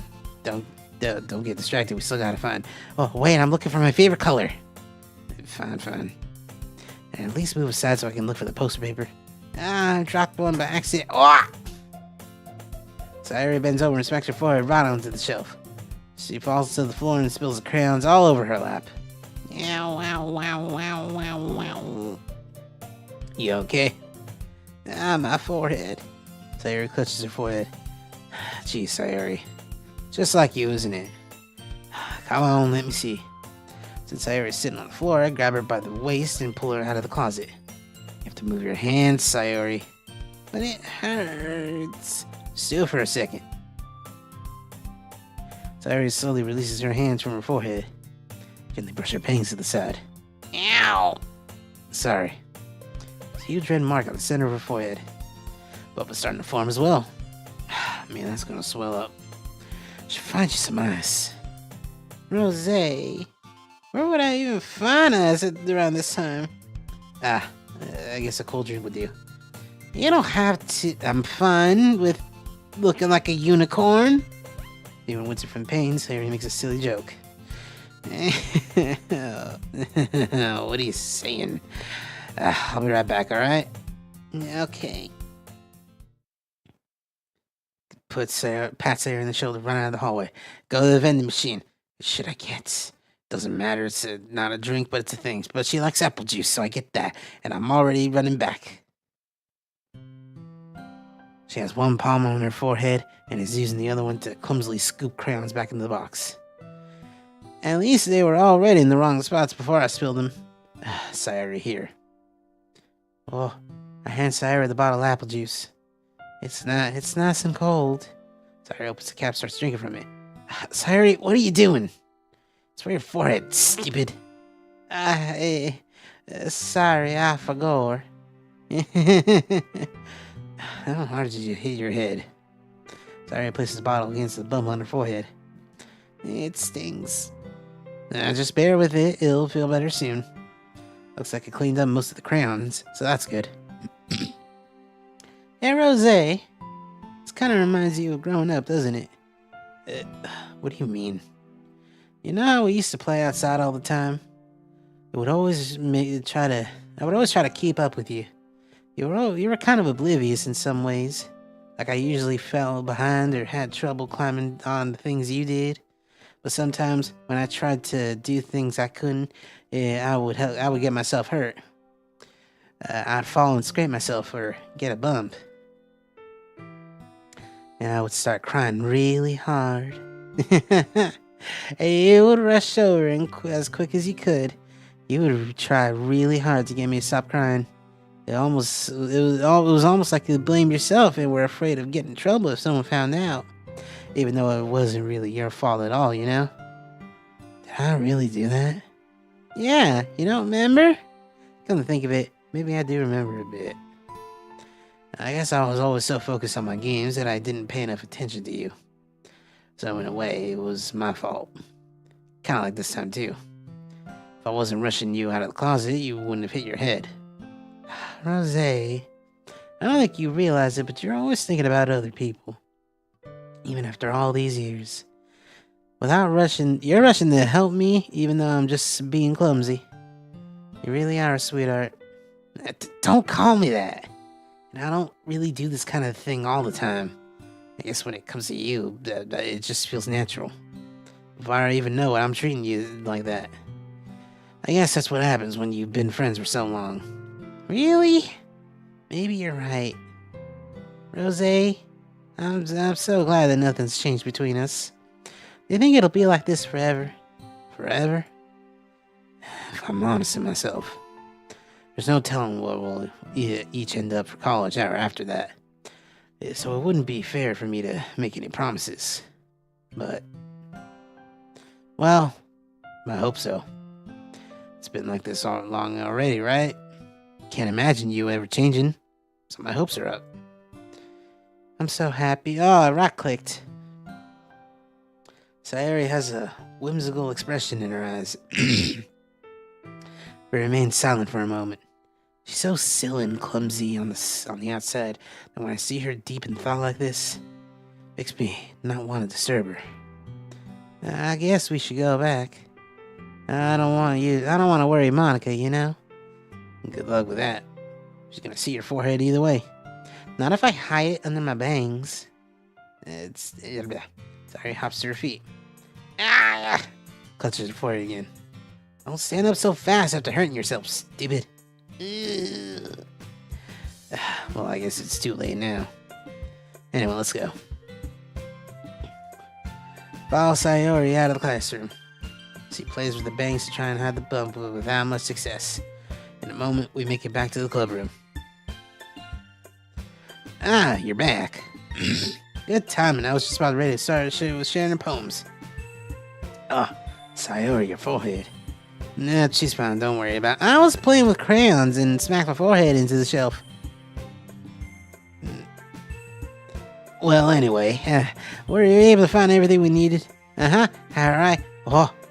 I forgot all the stuff. Calm down, Sayori. Have it all right here. I found the post paper, too. Sounded like you ended up doing all the work, Rosé. Well, Sayori. I made it an adventure. Yeah, that. Okay. In any case, good work. I'll start working on the posters tonight. Me too. Okay, everyone. Are you ready to share poems? It's time to share poems. I guess I should grab mine. Making sure the crayon box is closed slightly. Let's get our poems.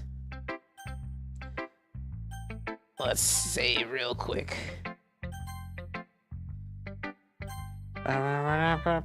Monica. Hi again, Rosé. How's the writing going? Alright, I guess. I'll take that. As long as it's not going mad. I'm happy you're applying yourself. Maybe soon you'll come up with a masterpiece. I wouldn't count on that. You never know. You want to share what you wrote for today? Sure, here you go. Let's give it the poem. Alright. It's pretty good. Makes me think of Sayori, like that other one you wrote. You two are like a dynamic duo. That's kind of exaggerating it. Yeah, probably. But you do spend a lot of time with her even in this club, don't you? Then again, I don't blame you for being a little shy. I'm not shy, it's just... I'm just teasing.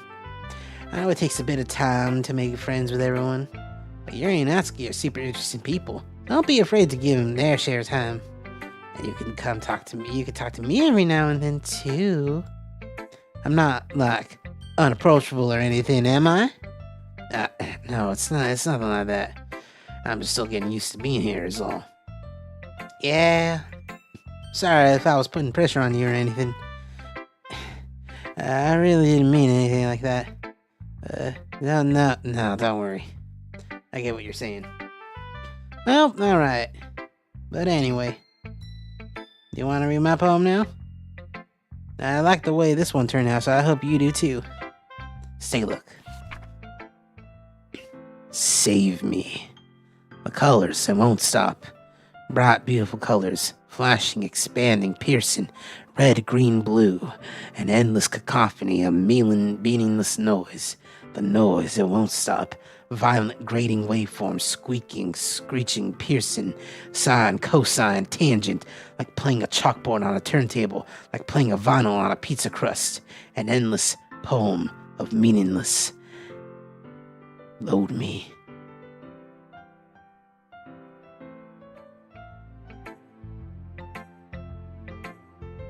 You know, you're a pretty weird girl, you know?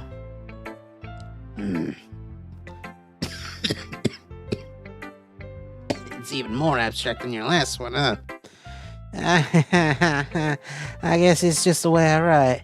I'm sorry if you don't like it. Nah, I never said that. It's just kind of a thing that I've never really seen before, I guess. I kind of like playing with my space on the paper. Choosing where and how to space your words can totally change the mood of the poem. It's almost like magic. The way I wrote the lines really short makes it feel like they're trying to speak over the noise. Now see. It's still hard for me to tell what it's about though. Sometimes asking what a poem is about ain't the right question. A poem could be as abstract as a physical expression of a feeling, or a conversation with the reader. So putting it that way, not every poem is about something. Anyway, here's Monica's writing tip for the day. Sometimes you'll find yourself facing a difficult decision. When that happens, don't forget to save your game. You never know when you might change your mind, or when something unexpected may happen. Wait, is this tip even about writing? What am I even talking about? That's my advice for today. Thanks for listening. Can you hear me?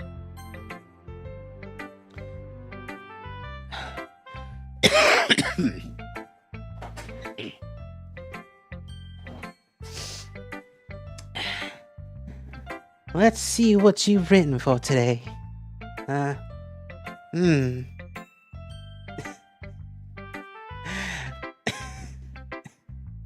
Well done, Rosé. Your skills are already improving. Oh, really? Thanks, Yuri. Coming from you, that means a lot. Oh, it's nothing. I'm just really happy to help inspire fellow writers. I know you're new to this, so don't worry so much if it seems like you can't get your poem to feel perfect. You don't need to be afraid to be a little more daring. Metaphors can go a long way. Don't feel like you need to work your brain like turning a bunch of gears. Try letting your mind wander through your feelings. Where is this voice going? And write down the things you see and hear. That's one way to truly enable your readers to see into your mind. It's a very intimate exercise. I see. That's certainly an interesting technique. Thanks for sharing. I have, well, an example of that if you'd like to read it. Of course. Is this the poem you wrote for today? Yeah. A raccoon. It happened in the dead of night while I was slicing bread for a guilty snack.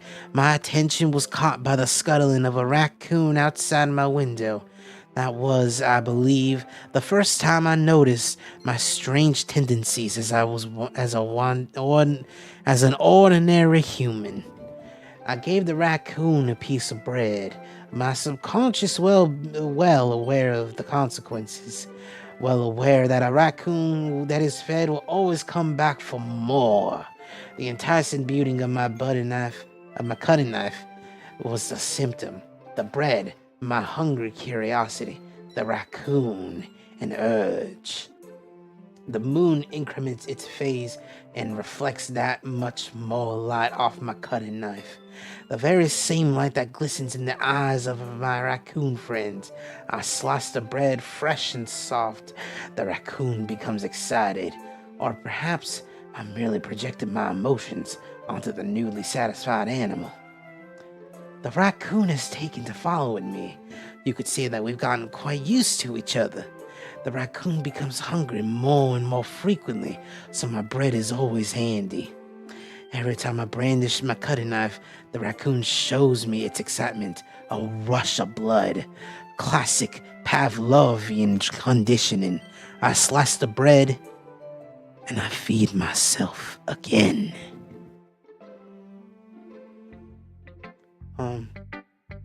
I was a little more daring with this one than yesterday's. I can see that. It's a lot more metaphorical. I don't know if it's my fault, but I can't imagine what this poem's about. That's right. It's a bit closer to my preferred writing style, using the poem as a canvas to express vivid imagery and conveying emotions through them. Yeah, if I take it at face value, and I can't even figure out what it's supposed to mean. Well, I think it's something that different people can relate to in their own way.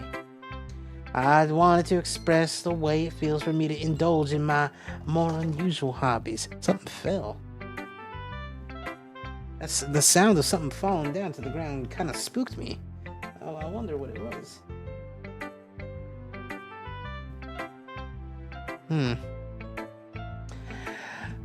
It's those sorts of things that I'm usually forced to keep to myself. So sometimes I enjoy writing about them. Why do you keep them to yourself?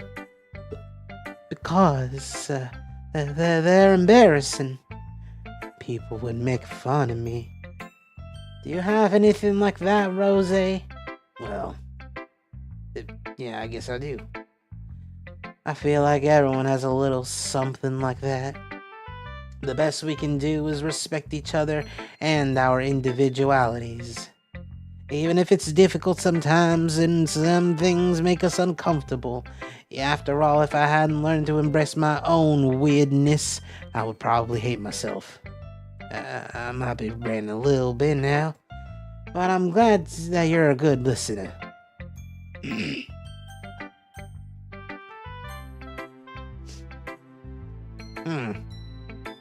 Well, it's not any worse than your last one, but I can't really say it's any better either. Phew. Huh? Phew what? Well, if anything that isn't a train wreck, I'll take that as a win. And I get the feeling that you're probably the most critical. Hey, what makes you... wait, maybe that was a compliment. Glad to see someone recognizes my experience. Well then, keep practicing and maybe you'll be as good as me someday. That's, something tells me not to completely miss the point. Come to think of it, this kind of reminds me of Sayori's poem from yesterday. You think so? Yeah, well, I guess if you've been friends with her for so long, you might be on the same wavelength. But you never struck me as her type. Sayori has a type all of a sudden? Well, I don't know. Honestly, how can someone so fluffy spend so much time with someone like you? It's like she's dragging around a dead weight. Ugh, that was a little unnecessary. Think of it this way. If it weren't for me, she'd probably just fly away, like letting go of a balloon. You can say that we take care of each other in our own way. Whatever it is, I don't get it. Oh yeah, I guess I'm supposed to show you my poem. Here you go, stupid dumbass. Amy likes spiders. You know what I heard about Amy? Amy likes spiders. Icky, wriggly, hairy, ugly spiders. That's why I'm not friends with her. Amy has a cute singing voice. I heard her singing my favorite love song. Every time she sang the chorus, my heart would pound to the rhythm of the words. But she likes spiders. That's why I'm not friends with her. One time I hurt my leg really bad and Amy helped me up and took me to the nurse. I tried not to let her touch me. She likes spiders, so her hands are probably gross. So I'm not friends with her. Amy has a lot of friends. I always see her talking to people. She probably talks about spiders. What if her friends start to like spiders too? That's why I'm not friends with her. Doesn't matter if she has other hobbies. Doesn't matter if she keeps it private. Doesn't matter if it doesn't hurt anyone. It's gross. She's gross. The world's better off without spider lovers. I'm gonna tell everyone. Not bad, right? It's quite a bit longer than yesterday's. Yesterday's was way too short. I was just warming up. I hope you didn't think that was the best I could do. No, of course not. Anyway, the message is pretty straightforward in this poem. No, it's wrong voice. Pretty straightforward. I doubt I have to explain it. Sometimes you can explain complicated issues with simpler analogies, and it helps people realize how stupid they're being. Like, anyone would agree that the subject of this poem is an ignorant jerk. Do you know people like that? Of course. It's how everyone thinks That doesn't matter. It can be about anything. I wrote it to be easy to relate to. Everyone has some kind of weird hobby or guilty pleasure. Something that you're afraid if people find out they make fun of you or think less of you. But that just makes people stupid. Who cares what someone likes? As long as they're not hurting anyone, and it makes them happy. I think people really need to learn to respect others for liking weird things. Huh. That's funny. Yuri wrote about something similar today. Huh? Did you say Yuri? Yeah. She said her poem was about an unusual hobby of hers. I didn't really get it, but she said something similar to you. That people shouldn't make fun of each other, make each other feel insecure about those things. Really? Well, I mean, Yuri's pretty weird, so I wouldn't doubt that she has some weird hobbies. Not that there's anything wrong with that. It's not like I would judge her or anything. Natsuki's having trouble finding words. I guess I should try to not be so mean to her. If she feels insecure about her weird behaviors and stuff, I always hate people who make me feel insecure. Yuri made me feel insecure yesterday, but the way you put it sounds like she learned her lesson. Well, I would say so. Even if her writing style is really different, I'm sure she'll appreciate the message in your poem. It's what I do best, after all. I don't like writing unless there's a good message to take away from it. Like, conveying emotions is important. But I want to make people think, not just feel. Remember that. I'm going to write a good one for tomorrow too, so look forward to it. And now the last one, Sayori. Starting to feel it a little bit in my throat. Starting to feel a little hurt, a little pain. Rosé, I really love your poems. I can't believe you've been hiding these from me. I'm not hiding anything, but your poems are so good. Yesterday's and this one's too. You can't tell me you haven't done this before. I mean, you're really the only one who feels that way, so... No way! Not even Natsuki? Well, I mean, I guess Natsuki's the least likely to admit how much she likes something. But I don't think it's that. What do you mean? Well, I guess I'll be honest about it. It's a lot easier to write poems when I'm thinking about you. Ew! Whoa! Stop thinking weird things, idiot. I just mean that you're really a really expressive person, I guess. How am I supposed to write poems about my own stupid life? But you somehow make everything in your life an adventure. Even the little things. Like cooking! Let's not talk about that. So, yeah. I guess what I'm saying is, I can feel more feelings through you than I can through myself. We have that kind of weird connection. We're drift compatible, as the kids used to say back in the day. It's your fault for getting in my business all the time. I don't know if I understand. You never understand when I try to explain things to you, do you, Sayori? I pat Sayori's head. Hey! I'm not kid, you know. Are you sure about that? Maybe. Sayori starts fiddling with her pencil between her hands.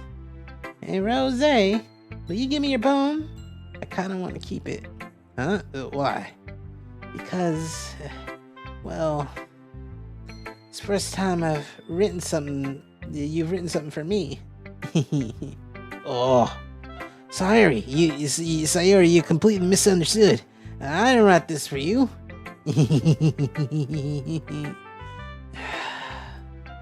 Are you even listening anymore? Well, whatever. I'll give it to you when we get home. Oh, really? Oh, I broke my pencil. Sayori hastily bends down to pick up the pencil she dropped. But being inattentive to her surroundings, she bumps right into me. Sorry. It's fine. It's fine. I'll get it for you. I bend down, get the pencil. Sayori clutches the desk beside her to support herself, knees shaking. I'm just a little clumsy today. Let's sit down, Sayori. Yeah. Grab Sayori's arm and help her sit at her desk. Anyway, I still haven't read your poem. Oh, sorry, I forgot about that. It's not as good as yours. Jeez, don't worry. I'm sure I'll like it.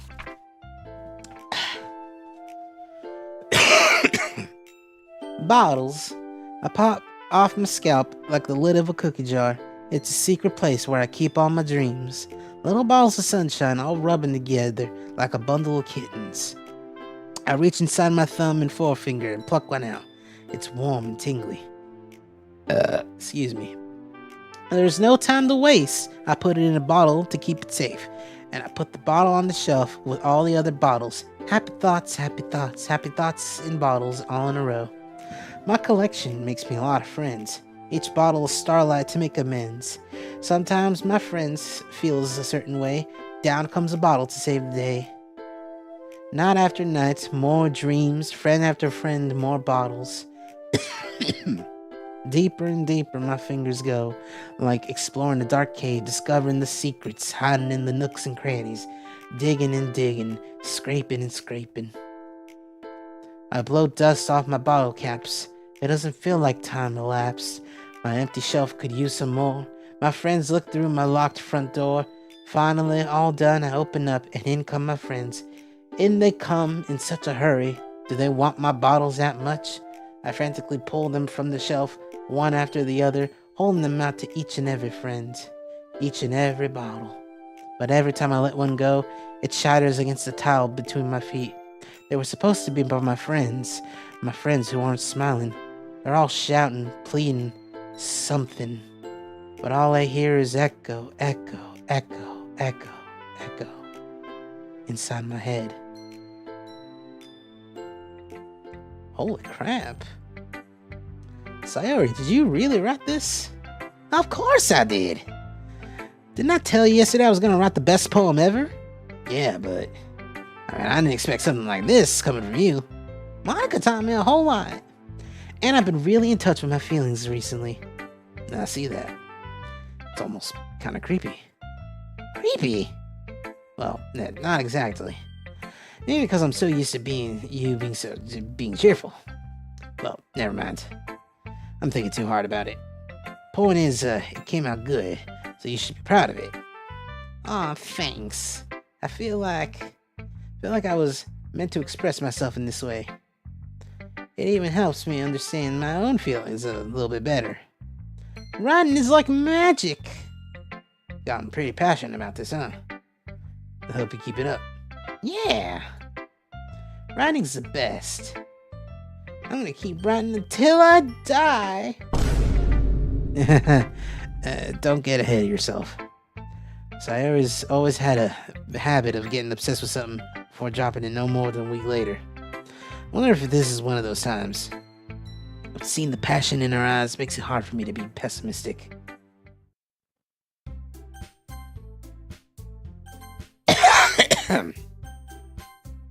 Okay, everyone.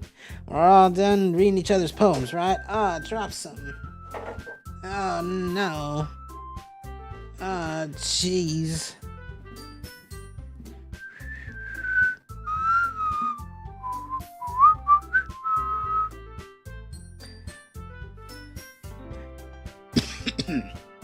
I have something extra planned for today, so if everyone could come and sit in the front of the room. Is this about the festival? Well, sort of. Do we really have to do something for the festival? It's not like we can put together something any good in just a few days. We'll just end up embarrassing ourselves instead of getting any new members. That's a concern of mine as well. I don't really do well with last-minute preparations. Don't worry so much. We're gonna keep it simple, okay? We won't need much more than a few decorations. Sayori has been working on posters, and I've designed some pamphlets we can give out during the event. Okay, that's great and all, but that doesn't tell us what we're actually going to be doing for the event. Sorry, I thought you heard about it already. We're going to be performing. Performing?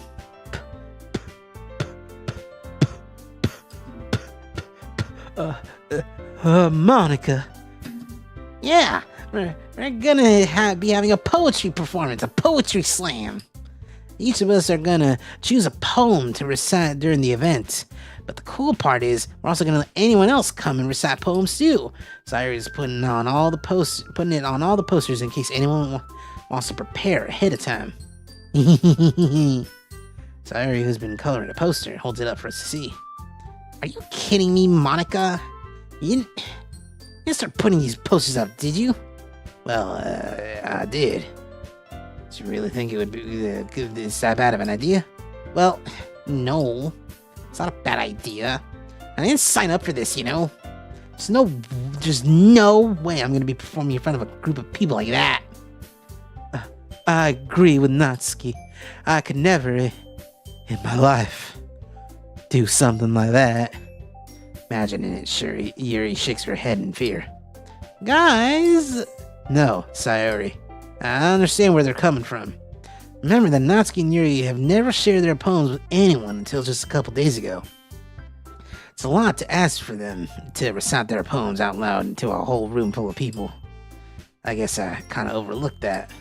So, I'm sorry. But, I still think we should give it our best.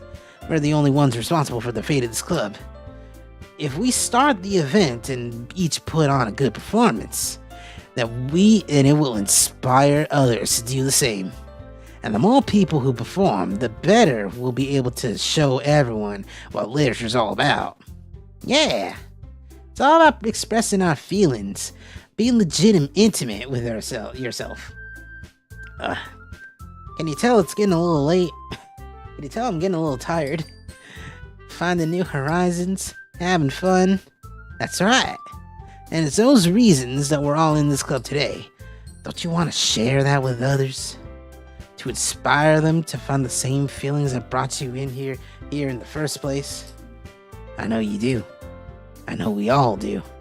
And if all it takes is standing in front of the room for 2 minutes and reciting a poem, then I know you can do it. Whoa. Natsuki and Yuri remain silent. Sayori looks worried. This leaves me no choice. I agree. I don't think it's too much to ask. I think that Sayori and Monica have been trying really hard to get new members. The least we can do is try and help them out a bit. Well, maybe, but... Looks like Natsuki doesn't have any arguments left. Okay, fine. Guess I'll just have to get it over with. Alright. Phew. Thanks, Natsuki. What about you, Yuri? Yuri dejectedly glances around at everyone else's unexpected faces. I guess I really don't have a choice. That's everyone. You're the best, Yuri. This club is seriously going to be the death of me. Oh gosh, you'll be fine, Yuri. But anyway, let's move on to the main event. I want each of you to choose a poem of yours. We're gonna practice reciting them in front of each other. No way! Monica, this is too sudden. Well, if you can't recite your poem in front of the club, how do you expect to do it in front of strangers? Oh no. Don't worry. I'll start off to help everyone feel a little more comfortable. Can I go next? Of course. Now let's see. Monica flips through her notebook to find a specific poem she has for herself. Stands at the podium. The title of this poem is The Way They Fly.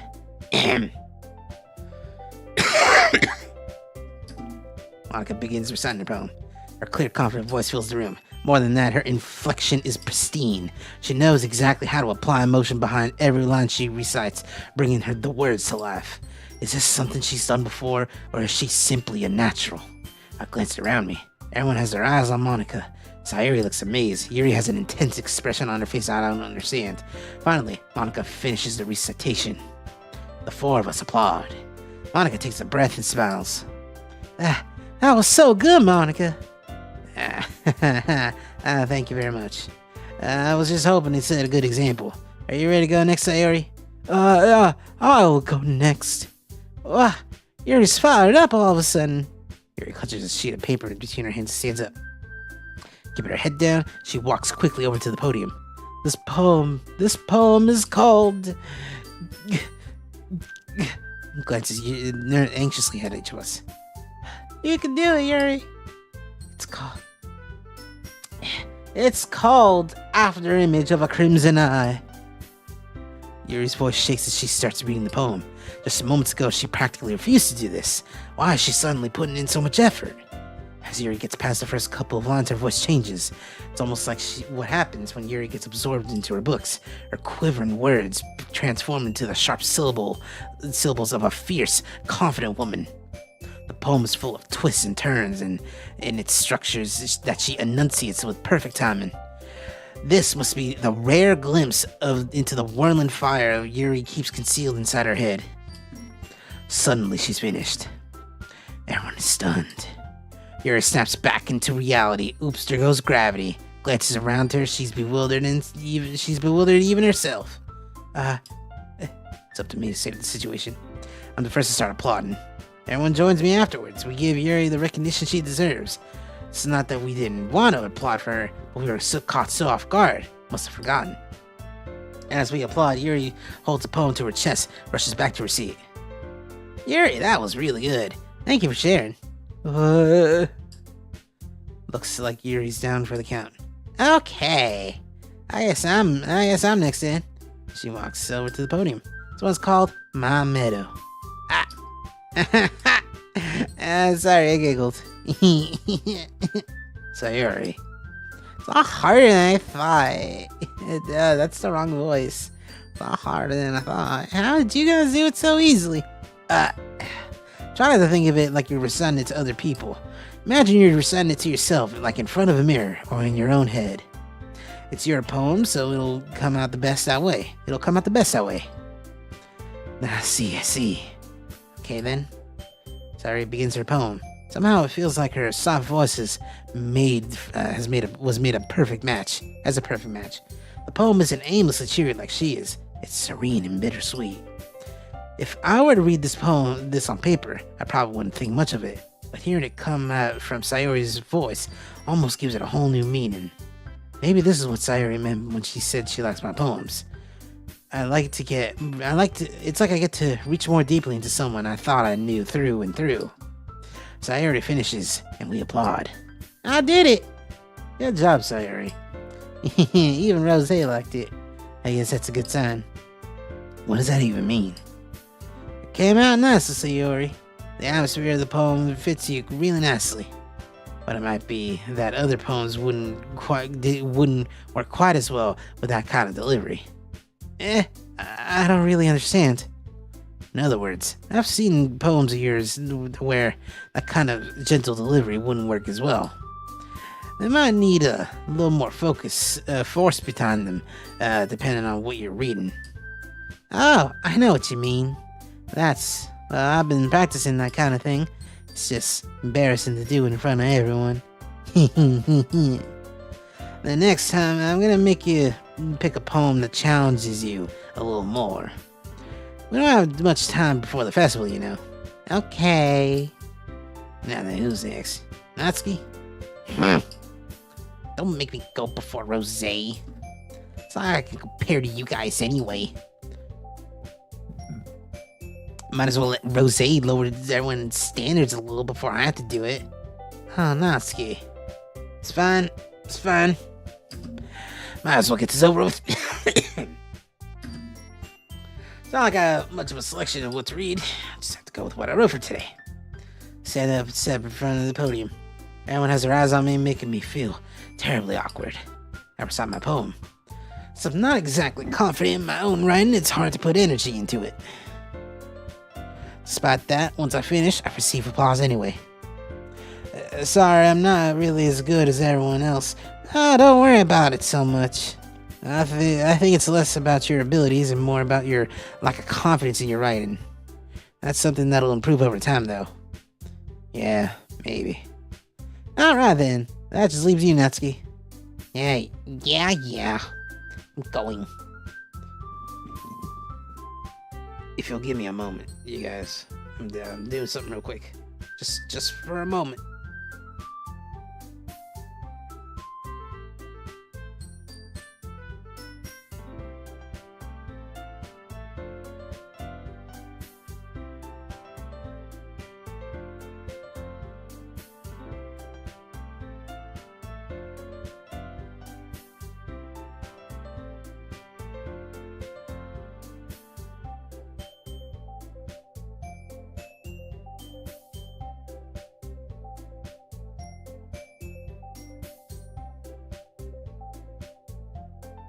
Alright, I'm back.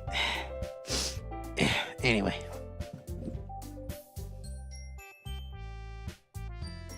Natsuki begrudgingly gets out a receipt, makes her way to the podium. The poem's Thank you for the welcome, the wibbies, even though I just stepped out. Not really stepped out, but like, had to do a thing real quick for like a minute. Anyway, thank you though. The poem's called. It's called. Why are you all looking at me? It's because you're presenting. Anyway, poem's called Jump. Natsuki takes a breath. Once she starts reading the side of the poem, her sour attitude disappears a little. While she's still a little unenthused, her poem has a rhythm and a rhyme to it. It's Natsuki's trademark style, and it works surprisingly well when spoken aloud. The words feel like they bounce up and down, as if giving life to the poem. Natsuki finishes, and everyone applauds. She hops back to her seat. That wasn't so bad, was it? Easy for you to say.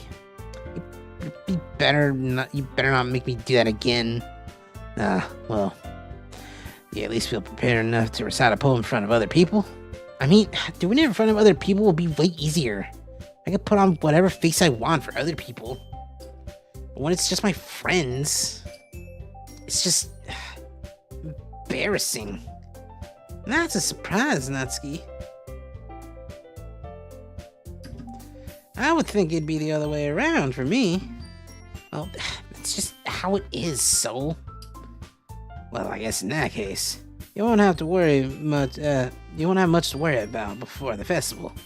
That said, I want to thank everyone for coming through. It might be hard, but I hope that you'll all have an idea of what it's like now. Make sure you pick a poem and get enough practice before the festival, okay? I'll be making pamphlets, so let me know ahead of time what you'll be reciting. Jeez. I should probably find some other poem to recite instead. That's fine too. Doesn't have to be your own. I'm already pleasantly surprised you're putting in all this effort for the club. Makes me really happy. Yeah, no problem.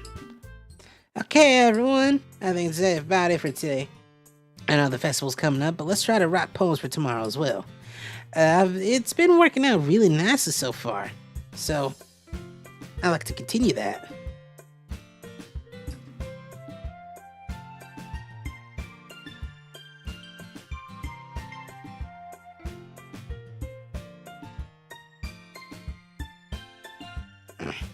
As for the festival, we'll finish planning tomorrow, and then we'll have the weekend to prepare. Monday's a big day. I can't wait. I can do this. I can do this. Alright. Let's stand up. There's no way I'll be able to find the same enthusiasm as Sayori and Monica, but I'll do my best to get through it. If it's for the sake of the club and impressing Monica, I'll have to do my best. Ready to go, Sayori? Yep. Look at you two, always going home together like that. It's kind of adorable, isn't it? Yeah, excuse me.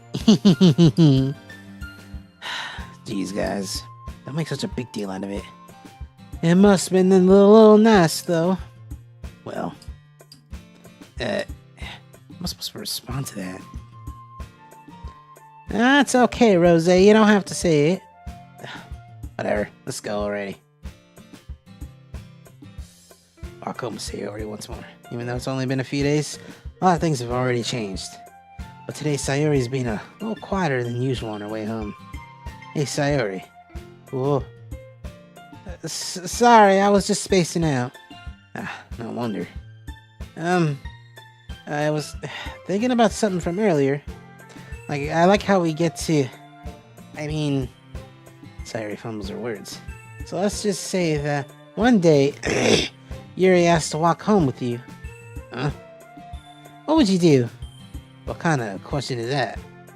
You kind of put me on the spot here. Well, I would still walk home with Sayori. Sayori, you really think I would ditch you for Yuri? But she's so beautiful and smart.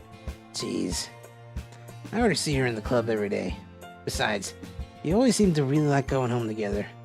I wouldn't just ruin that for you. You're so silly, Rosé. You think about me too much sometimes. Yuri would deserve it even if she wanted it, so... Sayori, I've already made up my mind. I really can't figure you out sometimes. And sorry. Besides, what's the point in speculating something that's never gonna happen? Conversation trails off. It's kind of a weird thing for a Sayori to care about so much.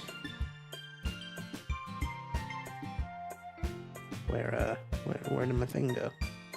The thing that I'm using. There we go.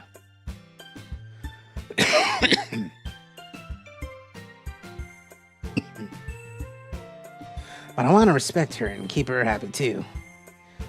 Then again, the festival's only a few days away. Who knows what'll happen in that time?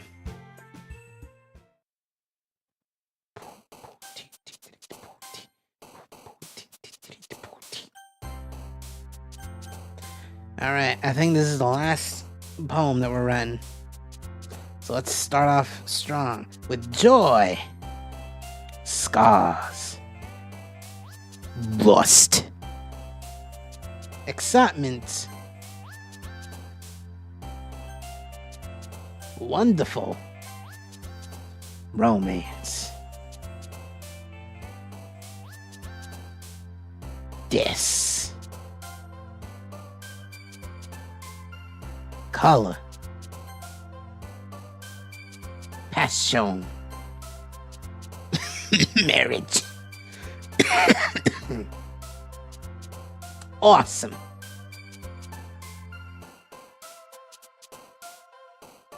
happiness,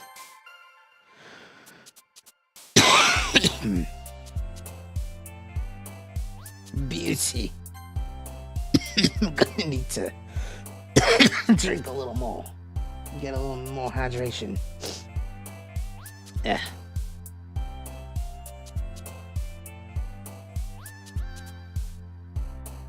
Calm.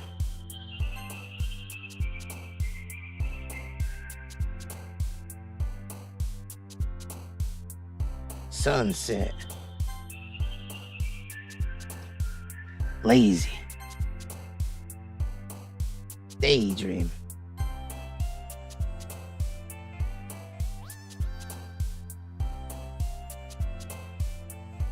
Love.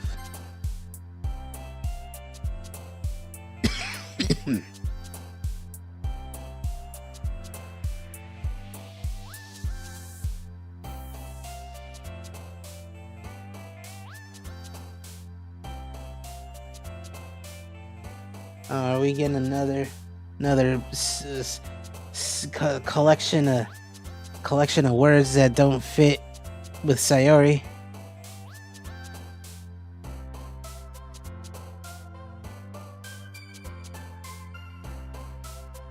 Nah, dark works. Friends.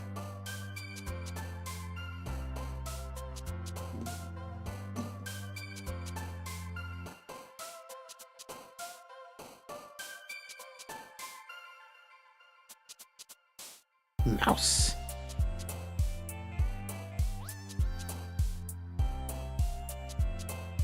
Smile. There we go. The last one for tonight, I think.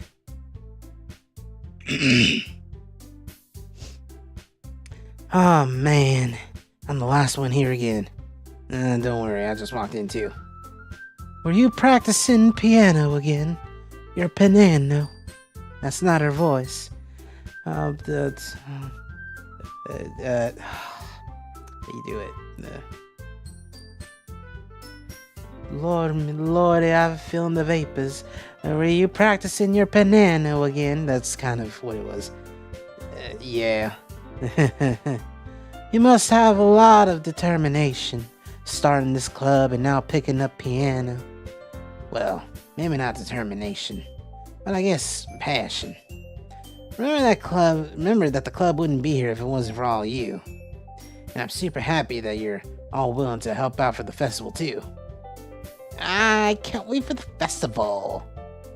It's gonna be great. Huh? Weren't you complaining about it just yesterday, Natsuki? Well, yeah. I'm not talking about our part of the festival, but it's a whole day of school where we just get to play and eat all kinds of delicious food. So I'd be like Sayori all of a sudden. Monica, do they usually have fried squid? Squid? It's a pretty specific thing to look forward to. Oh, come on. Are you saying you don't like squid? You, of all people? I didn't say anything. I didn't say I don't like it. Besides, what do you mean by you of all people? What do you mean, you people?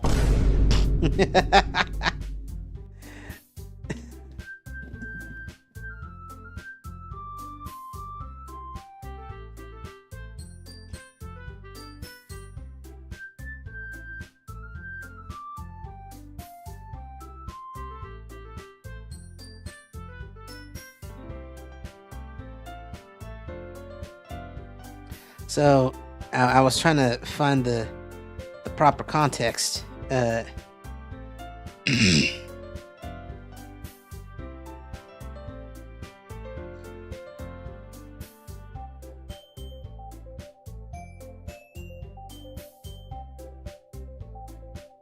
If you're looking at her name in terms of like Japanese characters,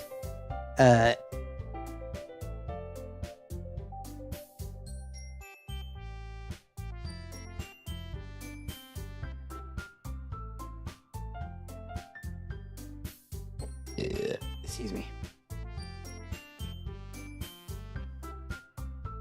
Yeah,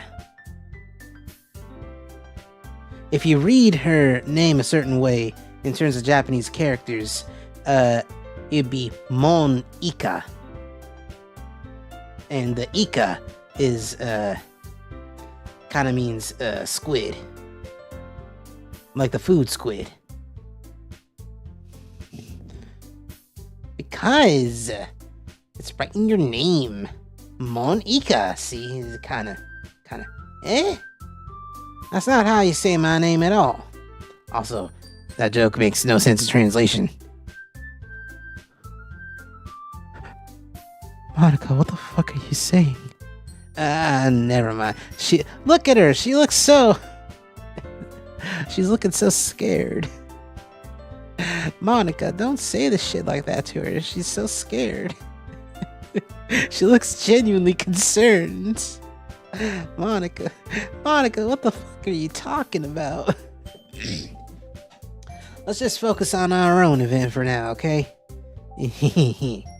Fine. Your reactions aren't as funny as Yuri's or Sayori's anyway.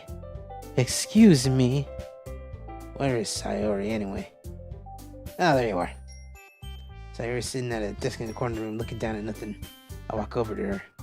Hey, Sayori. Wave my hand over her face. Oh, you're spacing out again. Sorry. Don't mind me. You can go talk to everyone else. Huh? Is everything alright? Of course. Why wouldn't it be? It just feels like you're a little off. Sorry for assuming things. Jeez, you worry too much about me. I'm fine, see? Sayori shows me a big smile. Don't let me distract you from having fun with everyone. Well, alright. If you say so. I worriedly glanced at Sayori before turning back to face everyone else. But the conversation's already dispersed with everyone back at their usual activities. You should ask Monica if she's noticed anything about Sayori recently. Since they've been preparing for the festival, they must have been spending a lot of time together. I timidly approached Monica, who is shuffling through papers at her desk. Rosé, what's up? Hey, this might sound a little strange, but you noticed anything up with Sayori recently? Anything up with her? What way do you mean? Maybe I'm reading into it a little too much, but she seems a little downcast today. Oh? You think so? I can't say I've noticed anything about her.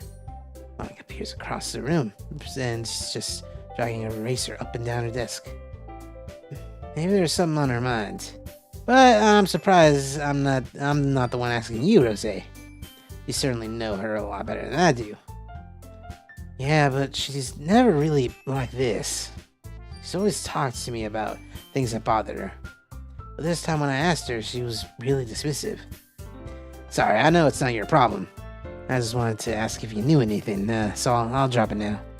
No. It's important to me, too. I mean, I'm also friends with her.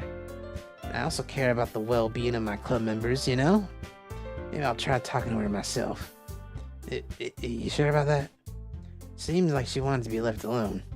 Are you sure? Maybe she's just having a hard time bringing it up with the person of interest. Person of interest? What do you mean by that?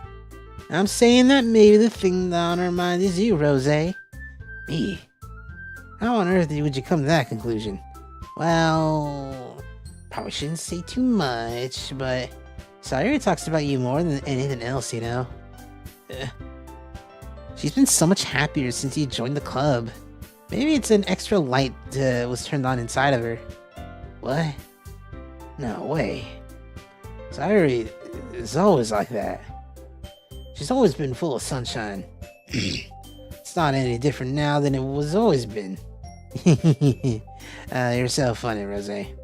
Have you thought that maybe you've always seen her as so cheerful because that's just how she is when she's around you? I said too much. I'm sorry. What do I do now? What do I know anyway? I mean to jump to conclusions, so you should just forget about what I said. I'll try to talk to her, so try not to think about it for now. Alright. Monica smiles meaningfully. I know she said to forget about it, but I already know I won't be able to get her words out of my head. Monica stands up from her desk and walks to where Sayori is. I watch her kneel down next to Sayori and gently talk with her. She's keeping her voice quiet so I can't hear. I sigh and sit down. I know Sayori told me not to worry about her, have to have fun with everyone else. That's impossible to do when she's behaving like this. Exactly how much do I care about her that I'm letting this weigh me down so much? Now it feels like I'm the one behaving out of the ordinary. There's nothing I can do besides wait for Monica.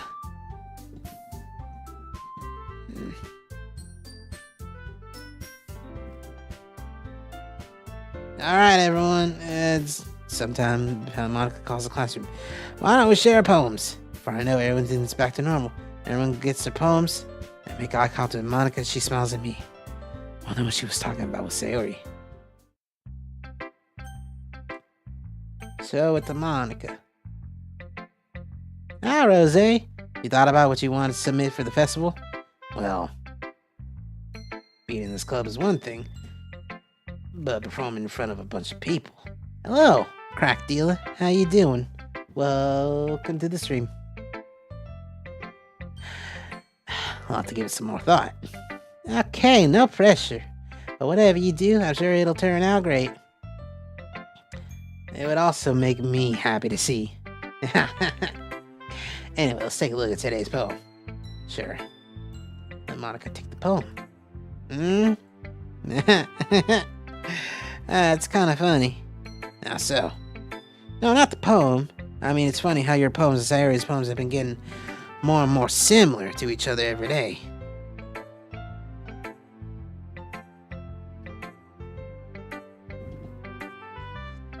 I'm surprised you're so in sync with her. And then again, you've been spending a lot of time together lately, haven't you? I guess you could say that. Although we kind of grew up as best friends. She's my Osana Najimi, if you will. I haven't been seeing her as much of her. I've been seeing as much of her this past year. But since I joined the club, we've been spending a lot of time together again. I see. That reminds me. How about how Sayori's a little bit off today? Yeah? She tell you something? Well, Rosé, you haven't been flirting with her, have you? Of course not.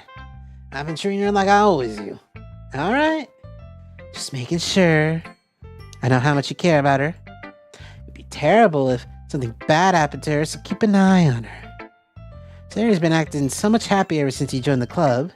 What could have happened all of a sudden? Well, never mind. This really isn't the time to be talking about this. Anyway, I'll share my poem with you right now, okay? Alright? Alright. The lady who knew everything. An old tale tells of a lady who wanders earth. The lady who knows everything. A beautiful lady who has found every answer, all meaning, all purpose, and all that was ever sought. And here I am, a feather. Lost adrift, the sky, a victim of the currents of the wind. Day after day I search. I search with little hope, knowing legends don't exist. But when all else has failed me, when all others have turned away, the legend is all that remains. The last dim star glimmering in the twilit sky. Until one day the wind ceases to blow. I fall, and I fall and fall and fall even more. Gentle as a feather, a dry quill, expressionless. But a hand catches me between thumb and forefinger, the hand of a beautiful lady. I look at her and find no end to her gaze. The lady who knows everything knows what I am thinking. Before I can speak, she responds in a hollow voice. I have found every answer, all of which amount to nothing. There is no meaning, no purpose. And we seek only the impossible. I am not your legend. Your legend does not exist. And with a breath, she blows me back afloat, and I pick up a gust of wind. You know, I feel like learning and looking for answers are the sorts of things that give life meaning. Not to get too philosophical or anything, but it was kind of on my mind, so that's what I wrote about. Now see, I never really put much thought into it. In a way, it's almost paradoxical. Because if we had all the answers, wouldn't the world start to lose its meaning? Wouldn't there... Well, you know, there's one thing I noticed. Seems like everyone in the club prefers writing about things that are more sad than happy. Are you surprised? I mean, if everything was okay, we wouldn't have anything to write about, would we? Humans aren't two-dimensional creatures. I think you'd know that better than anyone. You mean, one-dimensional. Yeah, that. Anyway, here's Monica's writing tip for the day. Are you ever too shy to share your writing because you're afraid it's not that good? It can be really disheartening to get a lukewarm response to something you put so much into. But if you find other people who enjoy writing, then sharing becomes a lot easier. Because instead of just telling you that your writing is good or bad or okay, they'll want to focus more on everything that went into it and the things you can work on. So much more encouraging that way, and it will make you want to continue improving. It's almost like having your own little literature club, don't you think? That's my advice for today. Thanks for listening. You right?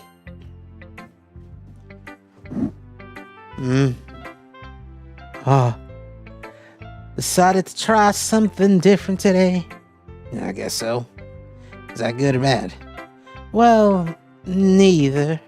I have my preferences, but it would be unfair of me to call something good or bad based on that. As always, I believe what's most important is exploring and discovering yourself. That's comforting. I'm kind of afraid of disappointing you in some way or another. Why me?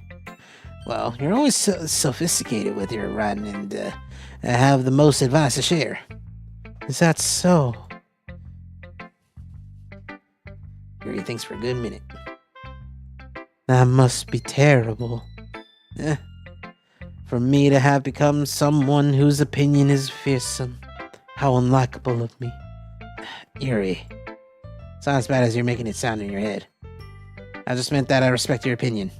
I see.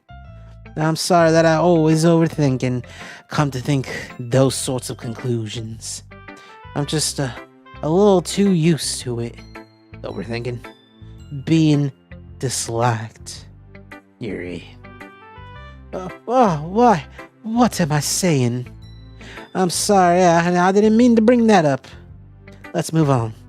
Alright. Want to share your poem now? Okay. Here. Beach.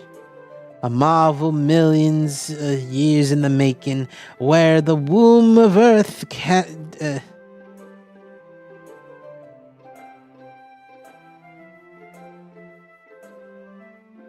is that that's not chaotically, is it? Chastically? I don't know what that's supposed to say. Meets the surface, under a clear blue sky, an expanse of bliss, but beneath gray rolling clouds, an endless enigma. The easiest world to get lost in is where everything can be found. One can only build a sandcastle where the sand is wet, but where the sand is wet, the tide comes.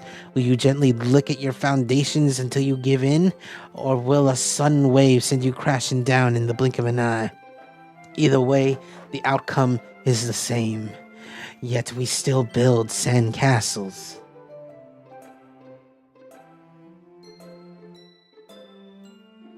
As I stand where the foam wraps around my ankles, where my toes squish into the sand, the salty air is therapeutic. The breeze is gentle yet powerful. I sink my toes into the ultimate boundary line, tempted by the foamy tendrils. Turn back, and I abandon my peace to a road at the shore. Drift forward, and I return to earth forevermore. I'm aware that the beach is kind of an inane thing to write about, but I did my best to take a metaphorical approach to it. You say that like you didn't even want to write it.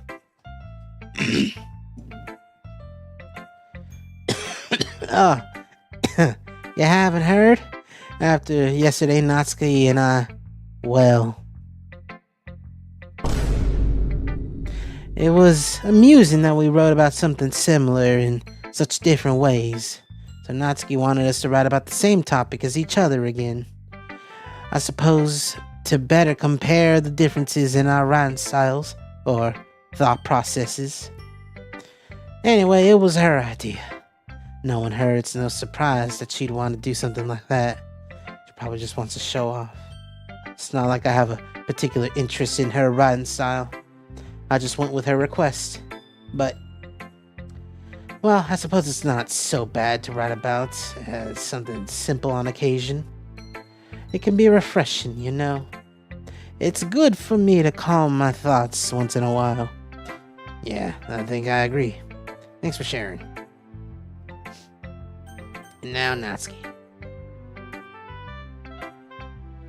This one's alright. Alright. Well, yeah. It's about as good as yesterday's anyway. I see what you're going for, but it's just not really my style. I mean, that's fine. I'm mostly just glad you're trying a little bit. Well, of course I'm at least trying. Why are you so emotionally invested in my poems anyway? Isn't that more of a compliment to me? No, gross. It's not like I care. It's just that one of us in this club has to make sure you're not slacking off. Really? Well, what if you ended up just scaring me away? That's... It's not like you would actually do that. Yeah, you're right. It's kind of fun to hang in there, even if I have to put up with you. Gah!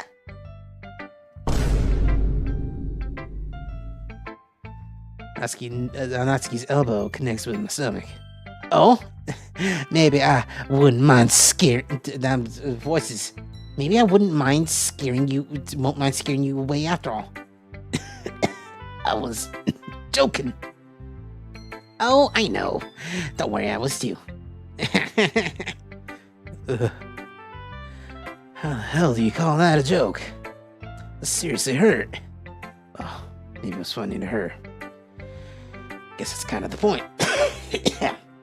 I should really just watch my mouth around Natsuki. Anyway, here's a poem. I'll be a beach.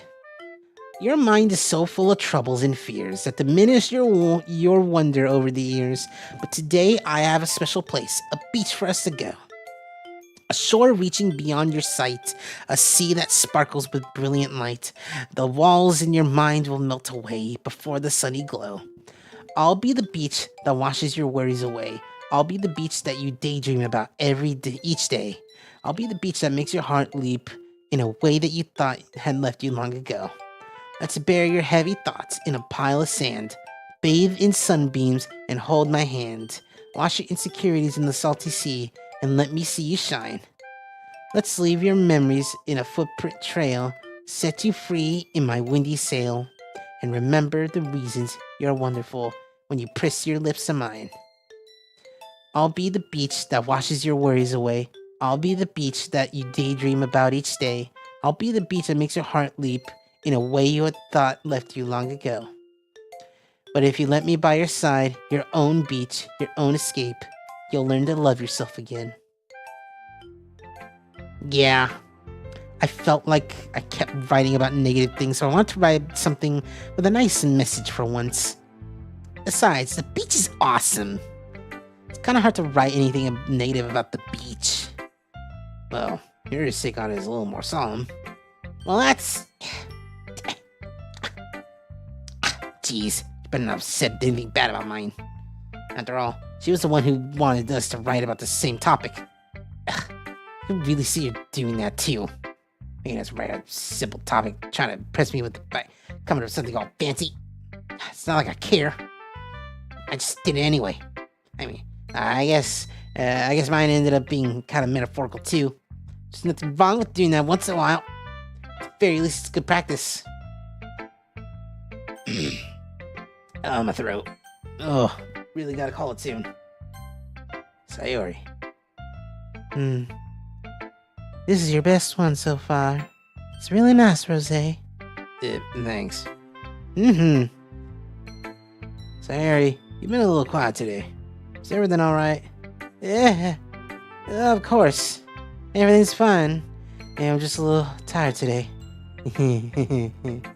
Wanna nap or something? No, that's silly. Don't worry about me, okay? I just want to see smiles on your face. Alright. Hey, Rosé. I'm still a little surprised. I really thought you would try to write your poems like the way Yuri does. Or even Natsuki. But in the end... Yeah. I guess you're the one who likes this one the most. Why? You don't want to get closer with everyone else? Wait. Of course I do. But that doesn't mean I need to try so hard to impress him. I still understand you the most, Sayori. I know you have you have to sometimes put up with me. And I have to sometimes put up with you. But we have a wavelength or something. This is how the poem came out. Sometimes it feels like you're the only exciting thing in my life. So sometimes it's just easier to write when thinking about you. Sayori? No. Rosé, I don't deserve this. You're too nice to me. Why are you doing this? Sayori has trouble keeping her voice steady all of a sudden. If you had fun with everyone else instead, this would be so much easier. Sayori. Bless her, I really make sure nobody's notices. Sayori. Probably never said this before, but I don't understand what you're feeling right now. Tell me what will cheer you up. She shakes her head. She sniffles and keeps shaking her head. Now she gathers herself and puts on a smile. It's nothing, Rosé. Just a little rain cloud. I'm sorry I had to see that. I promise it won't happen again. Just smiles from everyone, okay? That's all that matters. I'll play with everyone else.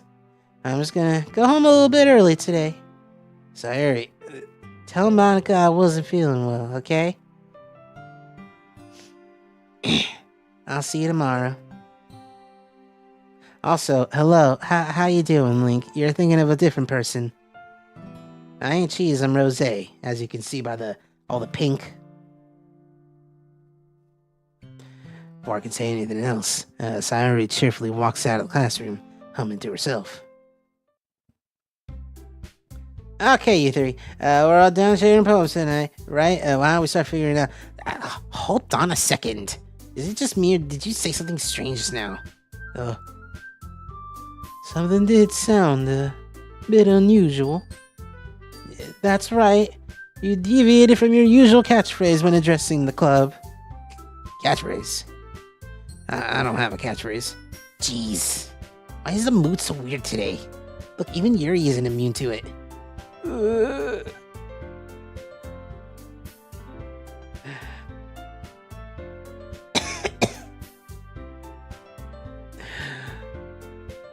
Stagnating air is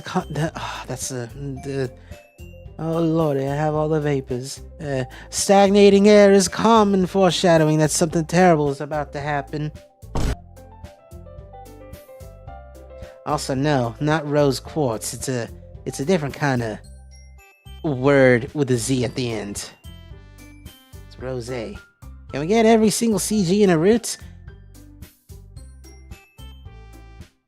Yes and no. I'll say that. It's a little complicated, as you can see by these 3 different save files. It's a little complicated.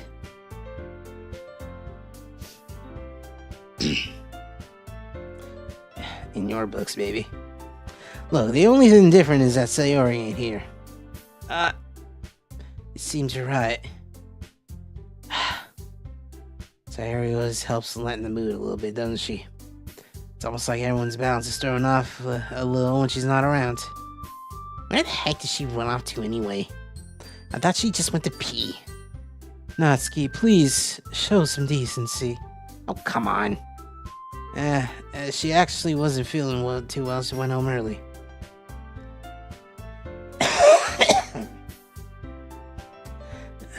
Is that so? Is that so? I hope she's alright. Seriously? Of all the times to not go home with her, you picked the time she's not feeling well? So what's for you two being all lovey-dovey? No. First of all, stop misunderstanding my friendship with Sayori. And second, she's kind of been avoiding me today, so I didn't want to force it. Oh. A curious expression coming from Yuri, of all people. Calm down, guys. I talked to her earlier, and everything's fine. Well, what'd she say? Anyway, we just need to figure out the rest of the festival preparation, so let's decide what everyone will be doing this weekend. I already know what I'm doing. That's right. That's not the voice that Natsuki has. Natsuki will be making cupcakes, but we might need a lot of them in different flavors. Can you handle that all by yourself, Natsuki? A challenge accepted. As for myself, I'm going to be printing and assembling all the poetry pamphlets. Sayori will be helping me design them. And as for Yuri, you can,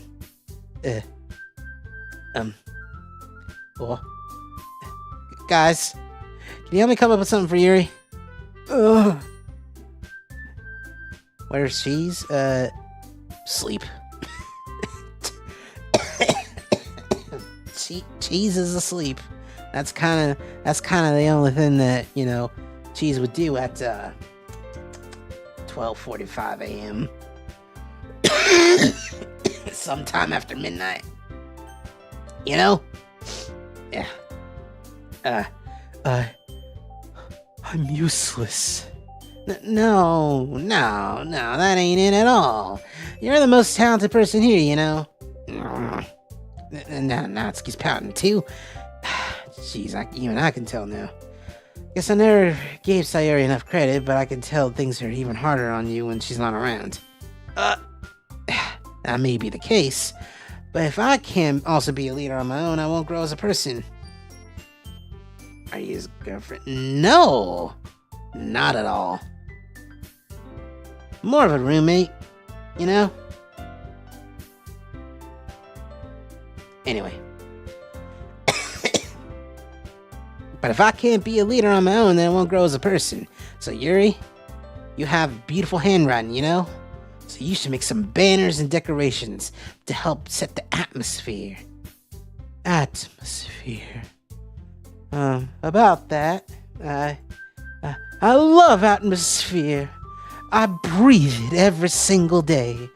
Yuri's expression suddenly changes. She stares into the desk in focus and starts nodding to herself. Your mind's already racing, I see. That's great. You'll be wonderful help, Yuri. That's the wrong voice. You'll be a wonderful help, Yuri. But anyway, that just leaves you, Rosé. The one who is truly useless.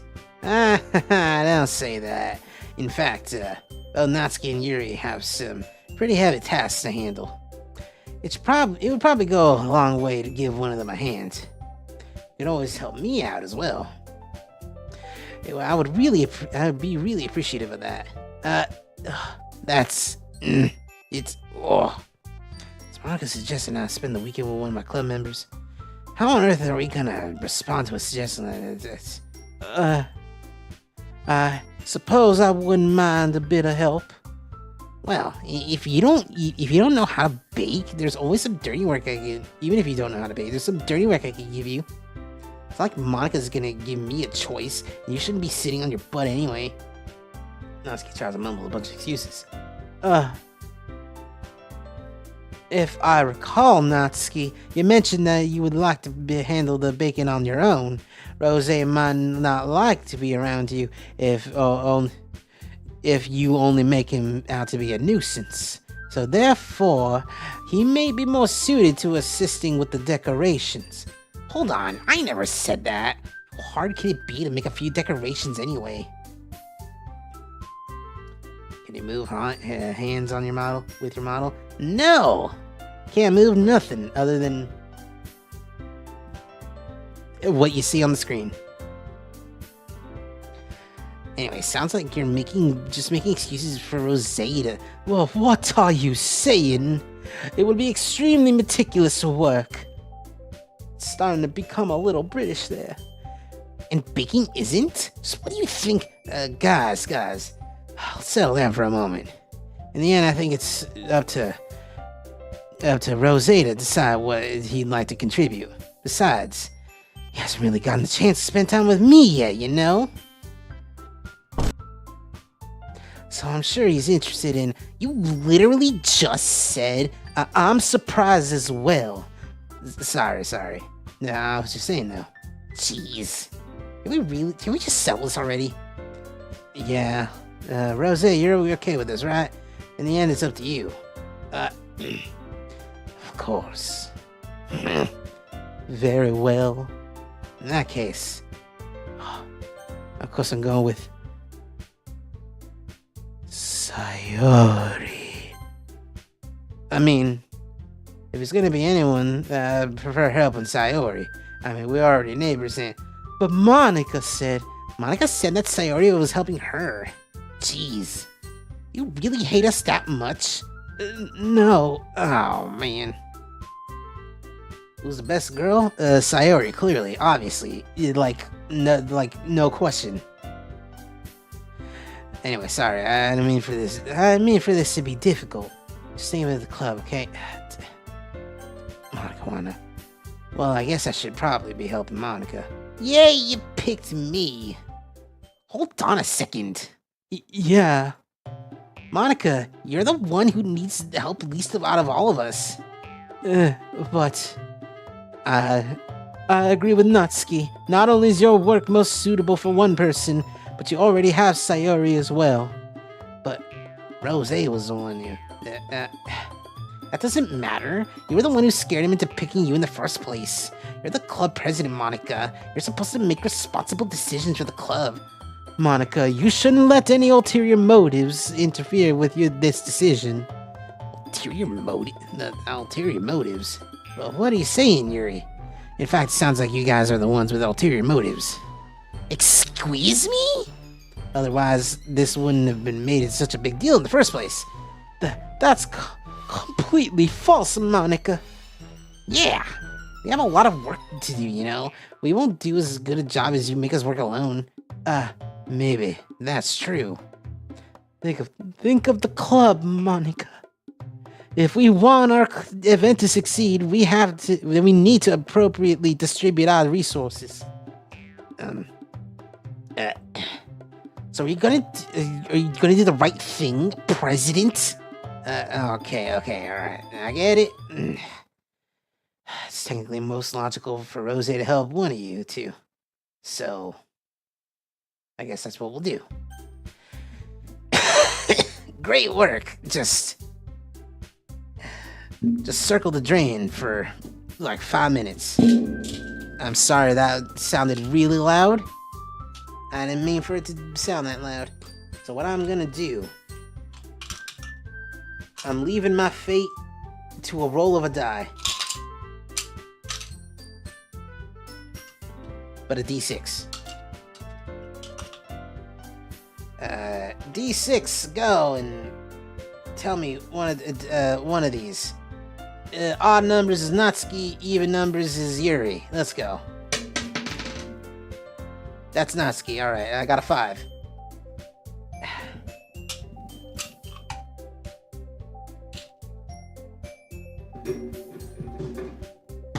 Alright.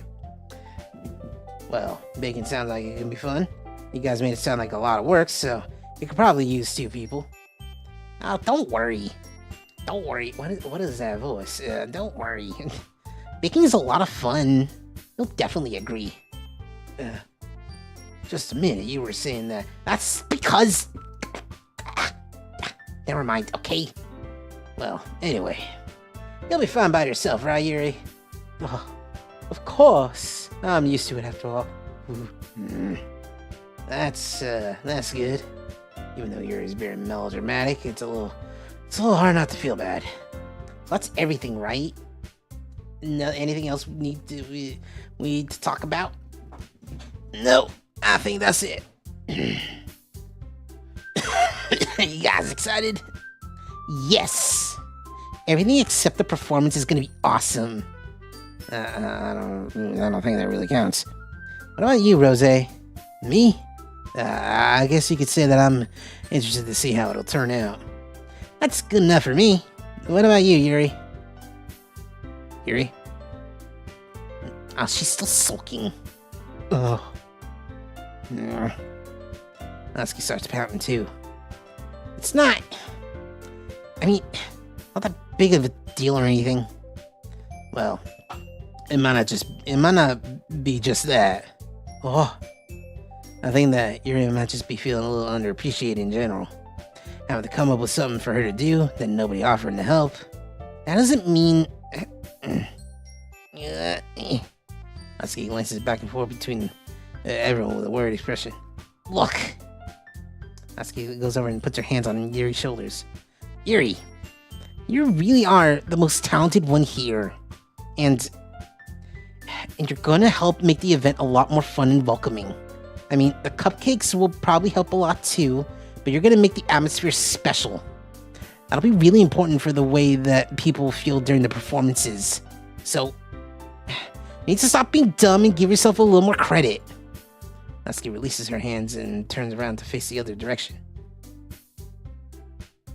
You didn't really mean that, did you? Not really, but... Yuri isn't the only one who's surprised. Monica and I are also taken aback by Natsuki's words. Natsuki, of all people, to be saying such encouraging things. But I begin to understand. Natsuki was trying to sound like Sayori. Even if it didn't work perfectly, I could tell she tried to say something Sayori would say at a time like this. Because Sayori always helps everyone smile and feel good about themselves. I'm sorry for being dumb. I'm going to do my best. And all of us are gonna make it a really great event. Yeah. I hope to see everyone do their best. But with that, there's nothing more today. Go home, everybody. Okay, I'm staying here a bit longer. Barely got to do any reading today. Fair enough. There's nothing wrong with that. Everyone gets ready to go. I start to follow Monica Yuri out the door. Where are you going? What? We still need to figure out our plans for the weekend. You literally would have gone home and realized that you didn't even have a way to contact me. Oh, that's true. I have no idea how that's on my mind. Jeez, good thing I stopped you. Giving you my number, okay? Better not make it weird or anything. How would I do that? Natsuki gives me your number. Alright. Alright, I'm coming over this on Sunday.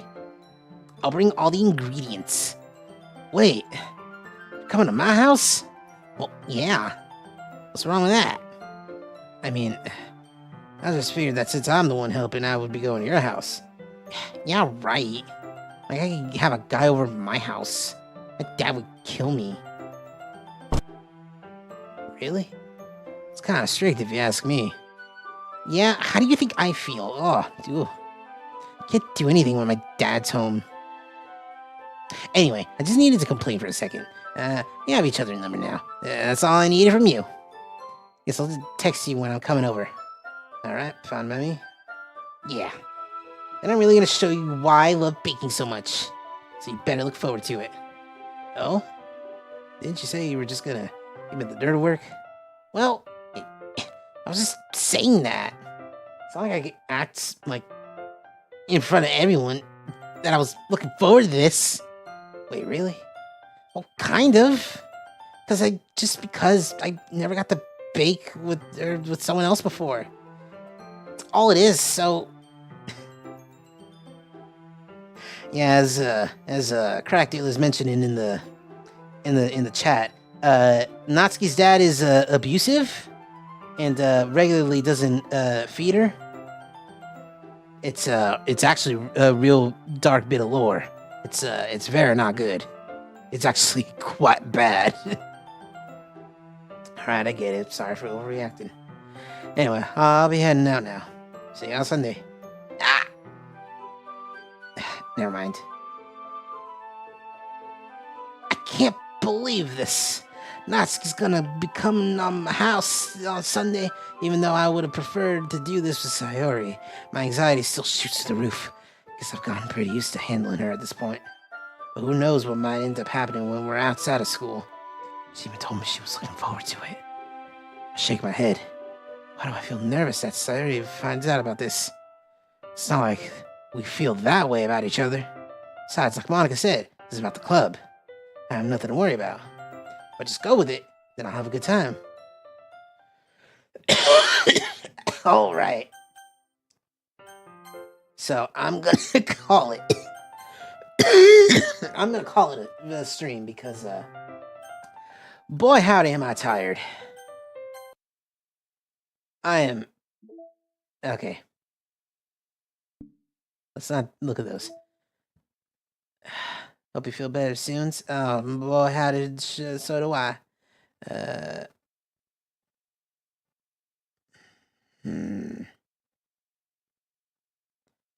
Sketch by David Evelyn to test and compare different hairstyles with Sayori. In Act 1, tell Sayori he would still walk home with her. I mean, yeah, of course. Oh, I forgot that all the pictures have, like, their own prerequisites to, like, get this kind of thing. Will I play Atomic Heart? No, that ain't my scene. I'm more of a, you know, visual novel type of gal. You know? I like reading. I like a little bit of a drinky, whether it's soda or wine. Soon, well, I'll unlock the other pictures. So many songs. Anyway. Not a very satisfying looking close of a game, but you know, you take what you can get. Alrighty, with that, thanks for coming by and hanging out, watching. glad to have you guys coming by. I hope you guys come by next time.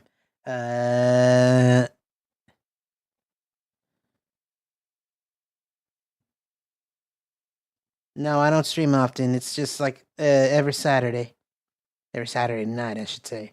Anyway, that's it. Don't really have a fun thing to say at the end of a stream like Cheese does. Bye. See you later. I hope you have a good one. And sleep good. See you later, everybody. Take care.